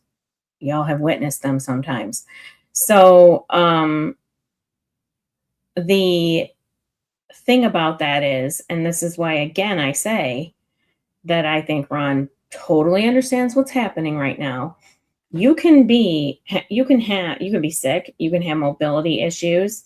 You can even have some cognitive issues, but that doesn't equal complete cognitive decline in my book. I have not seen anything that proves that he is in complete cognitive decline. That's all. That's my extremely lay, uneducated opinion about it. Like, not even close to professional, just my personal experience up against somebody else's. we hadn't anticipated, and we also our other sources of income had dried up, and so yeah, we've gotten in a bad situation. You again, you can tell better than I can from looking at the statement. Yes, I can. And I'll tell you that if you look at daily living expenses, right? And I'm looking at your Schedule Schedule J, and you just filed this. It was docketed yesterday. We're going to look at your Schedule J, and you actually did not properly add up the amounts. Do you have a copy of your amended schedules from yesterday? Again, I don't have my laptop here. We're doing this not in a room where I have access to that. I thought it was just telephonic. What? I thought it was just telephonic. What is she talking about? Like, you thought it was like brunch? I don't understand. Okay. Okay, well then I might have to have you come in. I'll do the best I can, but it's kind of frustrating that you don't have your own documents in front of you. If we look at just utilities, mortgage, healthcare, groceries, and home maintenance, you would have in excess of $3,000 a month of disposable income. If you just look at your $20,000 or over $21,000 per month gross income. Mm-hmm. Which sounds like a lot of money. And it is a lot of money. But it is not a lot of, it is not a large portion of $21,000 a month. That's a very good point, Tiff. Yeah, Right? It should Like, be it's all relative. You should have way more disposable income. Absolutely. Great point. So you look at you said what? I mean, if you use the math, she's stuttering on this. What? Sounds like the first time she's hearing this. We make what? Utility, mortgage, and what? Utilities, mortgage, healthcare, groceries, and home maintenance. The things that I'm taking out, I did a thorough analysis of all of your bank statements, and there were significant transfers to your daughters. That's number one. So in some way, it sounds like the GoFundMe funds were being used. Well, let's just admit this. The GoFundMe funds were commingled with your income from pension and Social Security, correct? They came in specifically to my husband's account, and the only thing else other than the GoFundMe that comes into that account for him is his Social Security. Right. And then we made transfers from his account to our main checking account to disperse for bills that needed to be paid. All right, I'm going to ask my question again. So, scratch that answer. Let's try it again. Round two. Based on what you just said, even though the GoFundMe funds were all going into the 0349 account, which is Mr. Owens' account, correct? Yes. Okay. Those monies were then transferred to other accounts and commingled with the funds in the other accounts, correct? Commingled sounds like a big Tiff dog word, Jan. Maybe you should have been paying attention. And this is where I will spill the beans a little bit, Jan, or like for the Owenses. They think that commingling is going to save them, where it will do the opposite. If you commingle funds such that they're not traceable, when you shouldn't have, the default position is all of the funds are at risk. Yep. So I feel like we're heading into territory for that. Yes. Okay. Yes. So really, once you transferred the GoFundMe funds out of Ronald Owens' 0349 account, there was no way for us to be able to specifically account for how the GoFundMe funds were used, because now it was commingled with your pension and Social Security income as well as business revenue, right? There was no business revenue coming in at that point. Well, I'll go back in a second. Yeah. Now we have hit, I would call it bucket 2, which is business expenses. I think we've just closed out GoFundMe. Now we're hitting business expenses. And I think there was a strategic jump over the money paid to Laura and Sarah because of the forum that we were in. Yeah. And this is probably one of the business, the gross revenue and all that. Like I think it's more maddening than the GoFundMe conversation, honestly. And I would love to stay for all of this. I'm going to stay for the next 15, and then I've got family visiting, so I gotta, get ready and stuff. This room turns into a guest bedroom, believe it or not. So, yeah, no, I need to have a hard shut off too. This is actually a bed, believe it or not. It's one of those beds. Yeah, my sister-in-law has one like that in one of her spare rooms. Yeah, our puzzle table goes in it when it's not bed. Ooh. Yeah. Okay. Income as well as business revenue, right? There was no business revenue coming in at that point. Well, if you're talking about when the GoFundMe came in, the main part of the GoFundMe was for I think January and February. I mean, it started in December of 2024, and I think the main part of it came in and went out in January and February, and I don't believe that there was business income coming in at that point on a significant level. I don't believe that it. Oh, she's qualifying on a significant level because she didn't get a response there. Wait, explain it to me. Because she goes, there wasn't any business income, I don't think, on a significant level. Like she's trying all these different catchphrases to change it up. Right. Yeah. She's setting herself up for we only made $50. That's why I didn't include it, which is going to get her a talking to.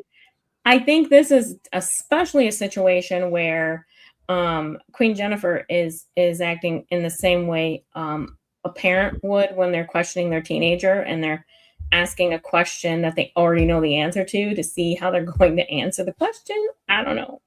Yeah, I don't know if Jennifer. But she's also trying to find the answer too, like what's right. Yeah, and that's fundamentally why I think she's a wonderful public servant. Yes, agreed. That it would have been commingled with any business income. All right. Well, now we're going to turn to that because that's actually a very false statement. I have your bank accounts, Miss Naylor, and by August 14th of 2020. I have to tell you guys, so like in the group chat when this is playing, and part of the reason my notes said LOL because I'm also chatting and listening to everything going on. I kept putting in that Dwight meme from The Office where he says false. She said false so many times. False. 25, which was the date you filed your Chapter 13 bankruptcy, the LLCs had received at that point over $41,000 of business receipts. You're denying that? What, I mean, it says it on the bank statements. Yeah, we have somebody at the door. We're going to figure it out. I can't understand you, Mr. Owen. I forgot about the door. I need to Google how far Gingras lives from their house. He's running over. He's like, I had to put my white cape on. Hold on. We saw a lot of presents. I probably have access to that information. I'm going to look it up. But go ahead. Oh gosh. Oh, that's funny. Can't understand you. You gotta I back up. understand you.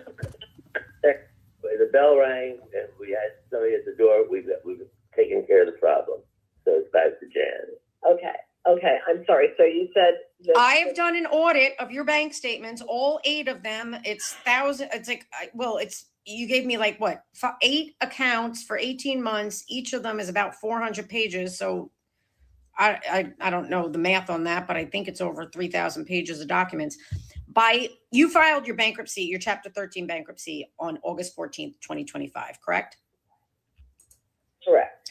And by that point, your LLCs in 2025 alone, so we're talking January 1st, 2025 to August 14th, 2025, your LLCs had generated over $41,000 of business receipts. You going to deny that? No.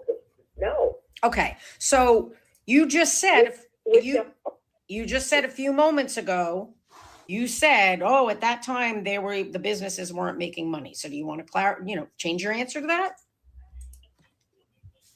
Yeah, because there was money going out. Everything that was coming in was going out. Again, that's not gross income, Jane. I think that if you look at I think there's a pretty clear trail too with regards to the LLCs that that everything that was coming in was going out. There weren't any surpluses. They were going to pay expenses. Well, that's funny because I don't see the expenses, business expenses, as you're suggesting. There's literally a section, Tiff. There's literally a section in the bankruptcy form for expenses that they did not include. And it again these are things that you're gonna have to show. So you better really hope that what you're saying is fucking true. Fletcher boy, does Jan think an attorney for the trustee in bankruptcy court doesn't understand? I mean, Jan tried to pull a fast one. She gave her 3,000 pages worth of banking statements. Only problem with that is exactly what Fletcher Boy said. She sliced and diced that shit. Oh yeah, because hello, it's like when you do it for a living, and you've been doing it for a while, you know what you're looking for, and you know how to find it. And also, she has a staff. Oof. A lot of payments to Laura and to Sarah Owens. There was over $20,000 of payments to your daughter. Which It's a 35-minute drive between their houses, by the way. Yeah, okay. Oh, I don't have a timeline up because but we've been on for a minute. But he saw it going sideways at the GoFundMe. He's like, I gotta get my car. Yeah. I'm implicated. Oh, and I'm sorry. So I love Queen Jennifer. I have utmost respect. I really do. I can't say that enough. But I also love her accent, and I love daughter. I just love it. It makes me happy. New York, born and raised, right there. It makes me as happy as Frosted Flakes. Okay, sorry. what is the time frame on the ones to Sarah? Well, Didn't you put that in? You tell me. I mean, you're asking me. You tell me. You just filed yesterday a You were saying that this was in the time period between the GoFundMe and the Chapter 13 filing? Is that what you're saying, that there were $20,000 in payments to Sarah then? You made payments to, well, no, that I know that you just recently said that you made payments to Sarah within 2 years of this bankruptcy of over $21,000. But all right, let me see how we can. So can you pause this real quick? Yeah. So this kind of comes back to what I was arguing with Bruce about Sarah. I think reading between the lines here, it sounds like what was ever in their disclosure to Jennifer was a disclosure of money they paid to Sarah from the GoFundMe, and then also money they paid to Sarah as a result of Frosted Flakes. So there's multiple payments. There isn't just like, to kind of put a point on what I was saying about the bankruptcy filing, there's multiple payments to Sarah. We just don't see them all. What do you think? I agree with you now, especially with her giving two different reasonings behind it, because here's the deal. Even if it wasn't filled out, even if this paperwork was completely filled out by somebody that's not Jan, you have to have a huddle before this kind of hearing so that you can go over the key points of what you need to know before you walk into this, so you say the things that you're supposed to say. So yeah, I think it's, yeah. And she just couldn't keep them straight. Like, she just knew, I paid It's you like, some money, I got to talk about it, and then it just got jumbled from there. And I think it's confusing on purpose, right? Yeah. It looks like it's one, but it's not. Those were this year, and those were following the sale of a pony that we had. That was paid to Sarah this year. See, so she just went from talking about paying her with GoFundMe to paying her about a pony. Those are two separate payments. Yep, I agree.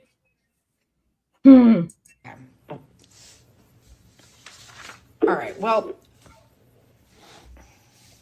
the bottom line is, let's just back up. I just want to focus. We're going to get away from the GoFundMe fund for a minute.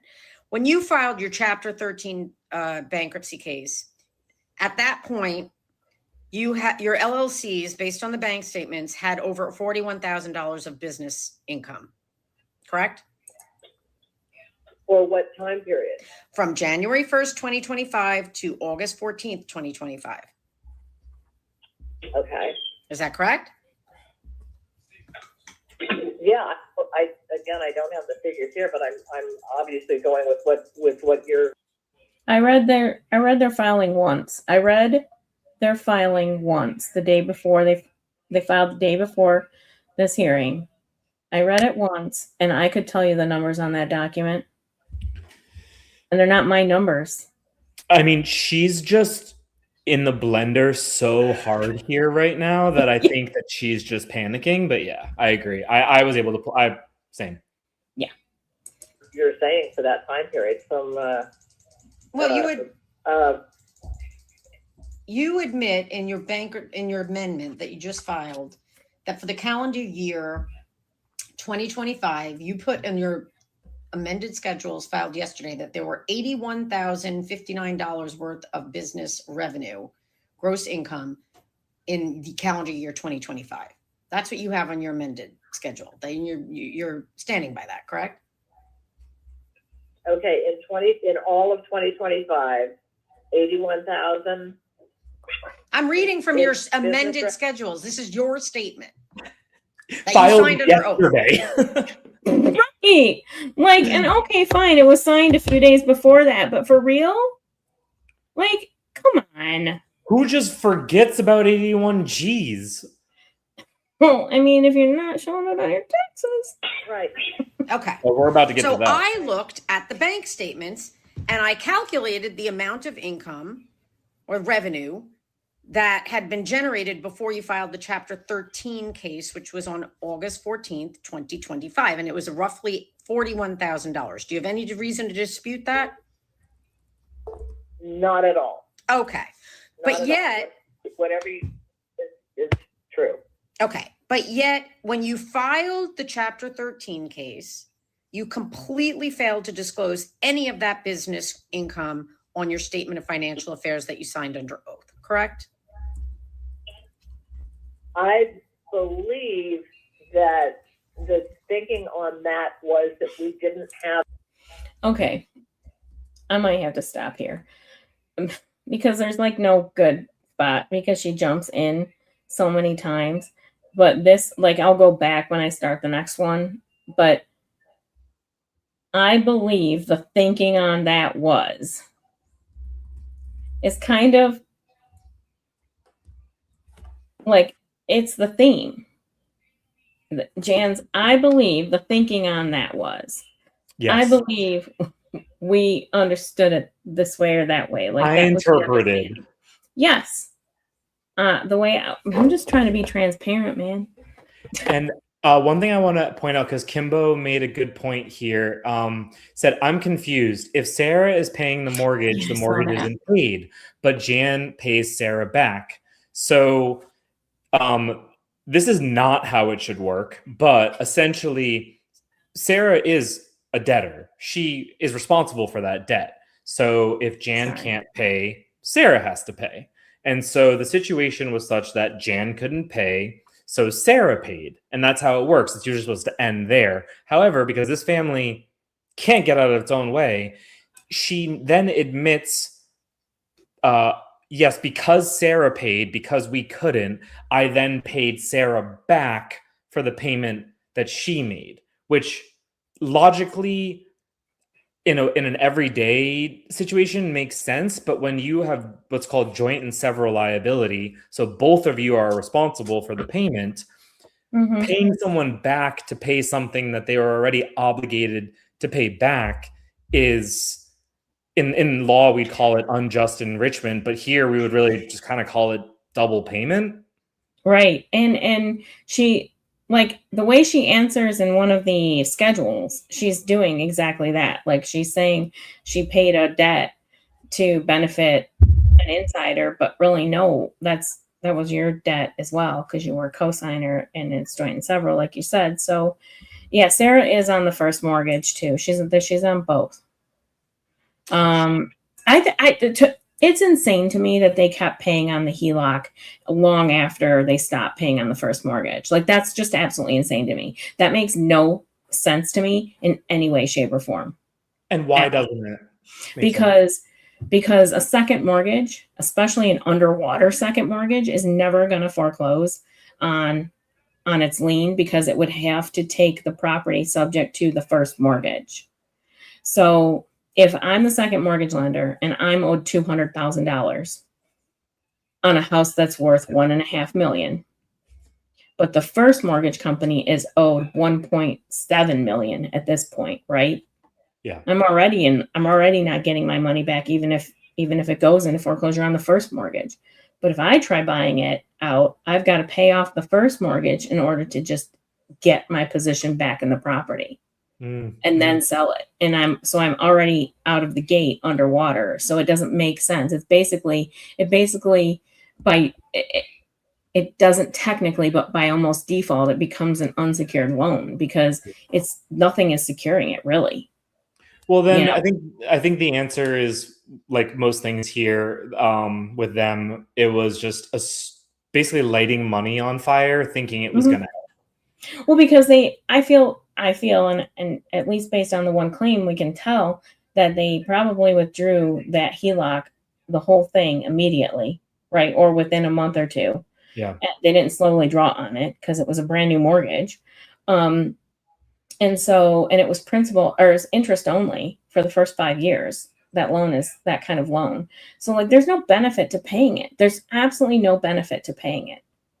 Someone just got scared that if they didn't pay it, something bad was going to happen without actually thinking through mechanically whether or not that was possible.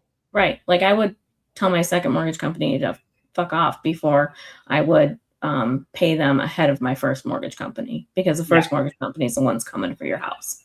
But anyway. And I've been doing math over here this entire time, and had they just used all the GoFundMe money to pay down their mortgage, they would have been in pretty good shape. They would have been Absolutely. in pretty good shape. Absolutely. Absolutely. That could have carried them out for several months, just the mortgage. And that would have allowed them to then write everything else, steer the ship into the right direction with everything else, because they could have used their Social Security and pension to help sort that all out and then end up in okay waters. But then in their words, a lot of unexpected expenses occurred during that time period, even though your daughter had been fake pregnant for like years before this. So I don't know how any of it was unexpected. Right. And it doesn't lend to the fact that you're claiming that you can totally afford this.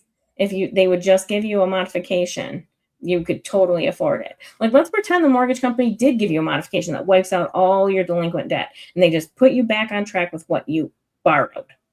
Still can't afford the house. So, okay. I could rant about that forever, but yeah, I think, like I said, before she gets into the tax stuff and the business stuff, I'll go back a little bit on the next one. I'm going to try to do another one tomorrow night. Not very long as well, but this one went longer than I expected. But yeah, because wow, it just kind of, I forgot how fast it was popping. It's so good. Yeah, it's so good, one after the other. I am going to let you guys wrap this up without me, but I really appreciated being here, and I'm definitely going to listen to the rest of you. So I hope everyone has a great night, and thank you so much for having me, Tiff. Thank you for joining us. So much appreciate it. Yeah, of course. All right, everyone, enjoy the rest. Bye. Bye. Yeah. So right, 144,000 would make the primary lender happy. Yeah, she's on both mortgages. So it doesn't make sense to me, again, that that they paid.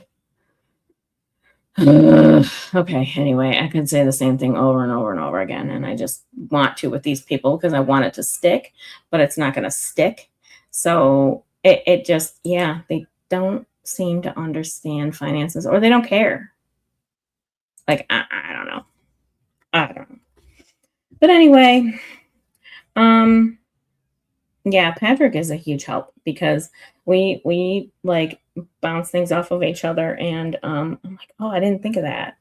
And he's so complimentary too. Like, he does wonderful things for my ego because he says I'm smart, and I like that. No, yeah, Jan would renew her library card would pay over 7 books. I will end this stream by saying, a lot of people don't have financial literacy, and that's understandable because it's not taught in school. And a lot of people, because of unfortunate situations, have to make decisions that aren't financially responsible decisions traditionally, right? Like, they have to, thank you, Hey Bales. She says, you're so smart, Tiff, and so is Patrick. I don't fault people for having to take out those payday loans or hard money loans or whatever they are on, when you have an emergency. I don't fault people for that. Like I've said, if we could have saved our last dog with money, we would have. Money wouldn't have saved her, but if we could have, we would have saved her with money. So I can understand why people would take out emergency loans for cars breaking down, anything, medical, whatever. I can see it and I can understand it. And I'm not judging anybody for it.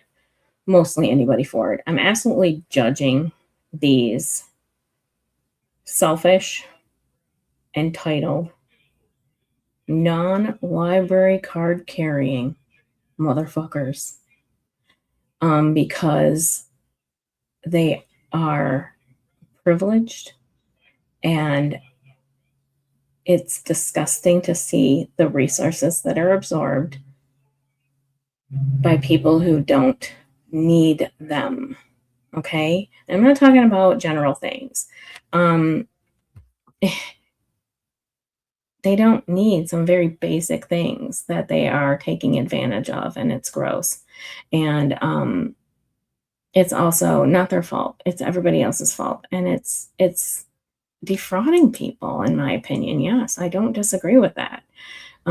Taking money from retirees and whatnot, fans, yuck. Like, oh my God, do you know how many people have wanted to, when I say, oh, I would like to buy a document and, for this case, and people are like, tell me how much, I'll send it to you.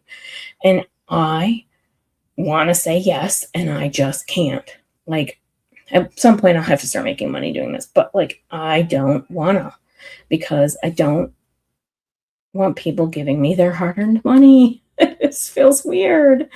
So yeah, anyway, I don't get it. Like I said, I don't want anybody to feel bad after watching one of these, like, oh, I just had to do a payday loan last week or whatever. I don't want anybody feeling that way. Do what you have to do for real to survive and get by, especially in this economy right now.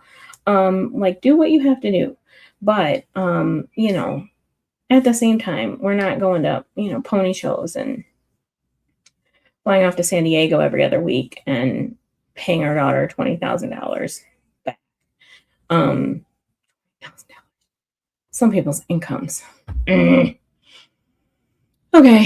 Yeah, it's everybody's fault. It's accountant's fault, it's lawyer's fault, lender's fault, smear campaign's fault. It's all everybody else. And yeah, I did say the same thing in a few chats, but I just wanted to say it on the videos too, because I know some people aren't in the Discords. And I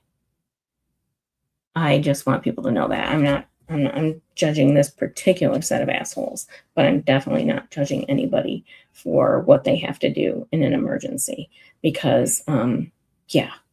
Ugh. Anyway, okay. I'm sorry, I've rambled on, and I appreciate everybody so very much.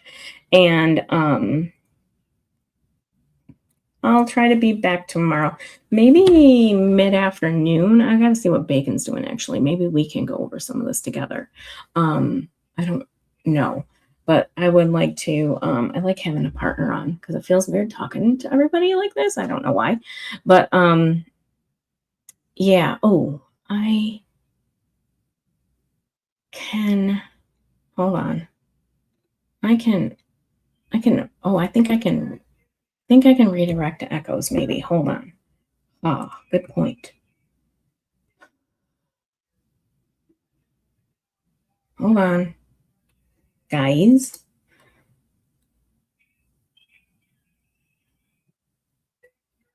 I gotta look it up. I don't know how. Go see Echoes. I believe that he's on. And then yeah, I will thank you guys so much. I really do appreciate it. Everybody, all the best. Everybody is so amazing, and I just love you so much. Thank you, thank you. Okay, and I'm trying to click off, and I just keep going back and forth. Oh my gosh. Yeah, Rain Echoes, I know. But however, I don't know how. And oh, wait. Actually, edit. Wait. Oh, I think I have to take this off the screen. Hold on. Remove. All right. I'm going to try this. I think I can do this.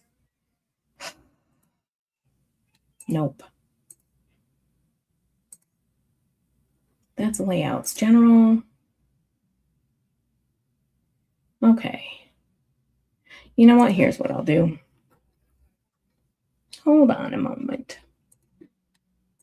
I'm just going to put it in the chat because I can't. There we go. Hold on. Let me find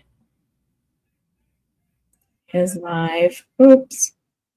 And we're going to go in here. Copy. Paste. Hopefully. There you go. Oh. Hey, thank you so much. She's already on top of it.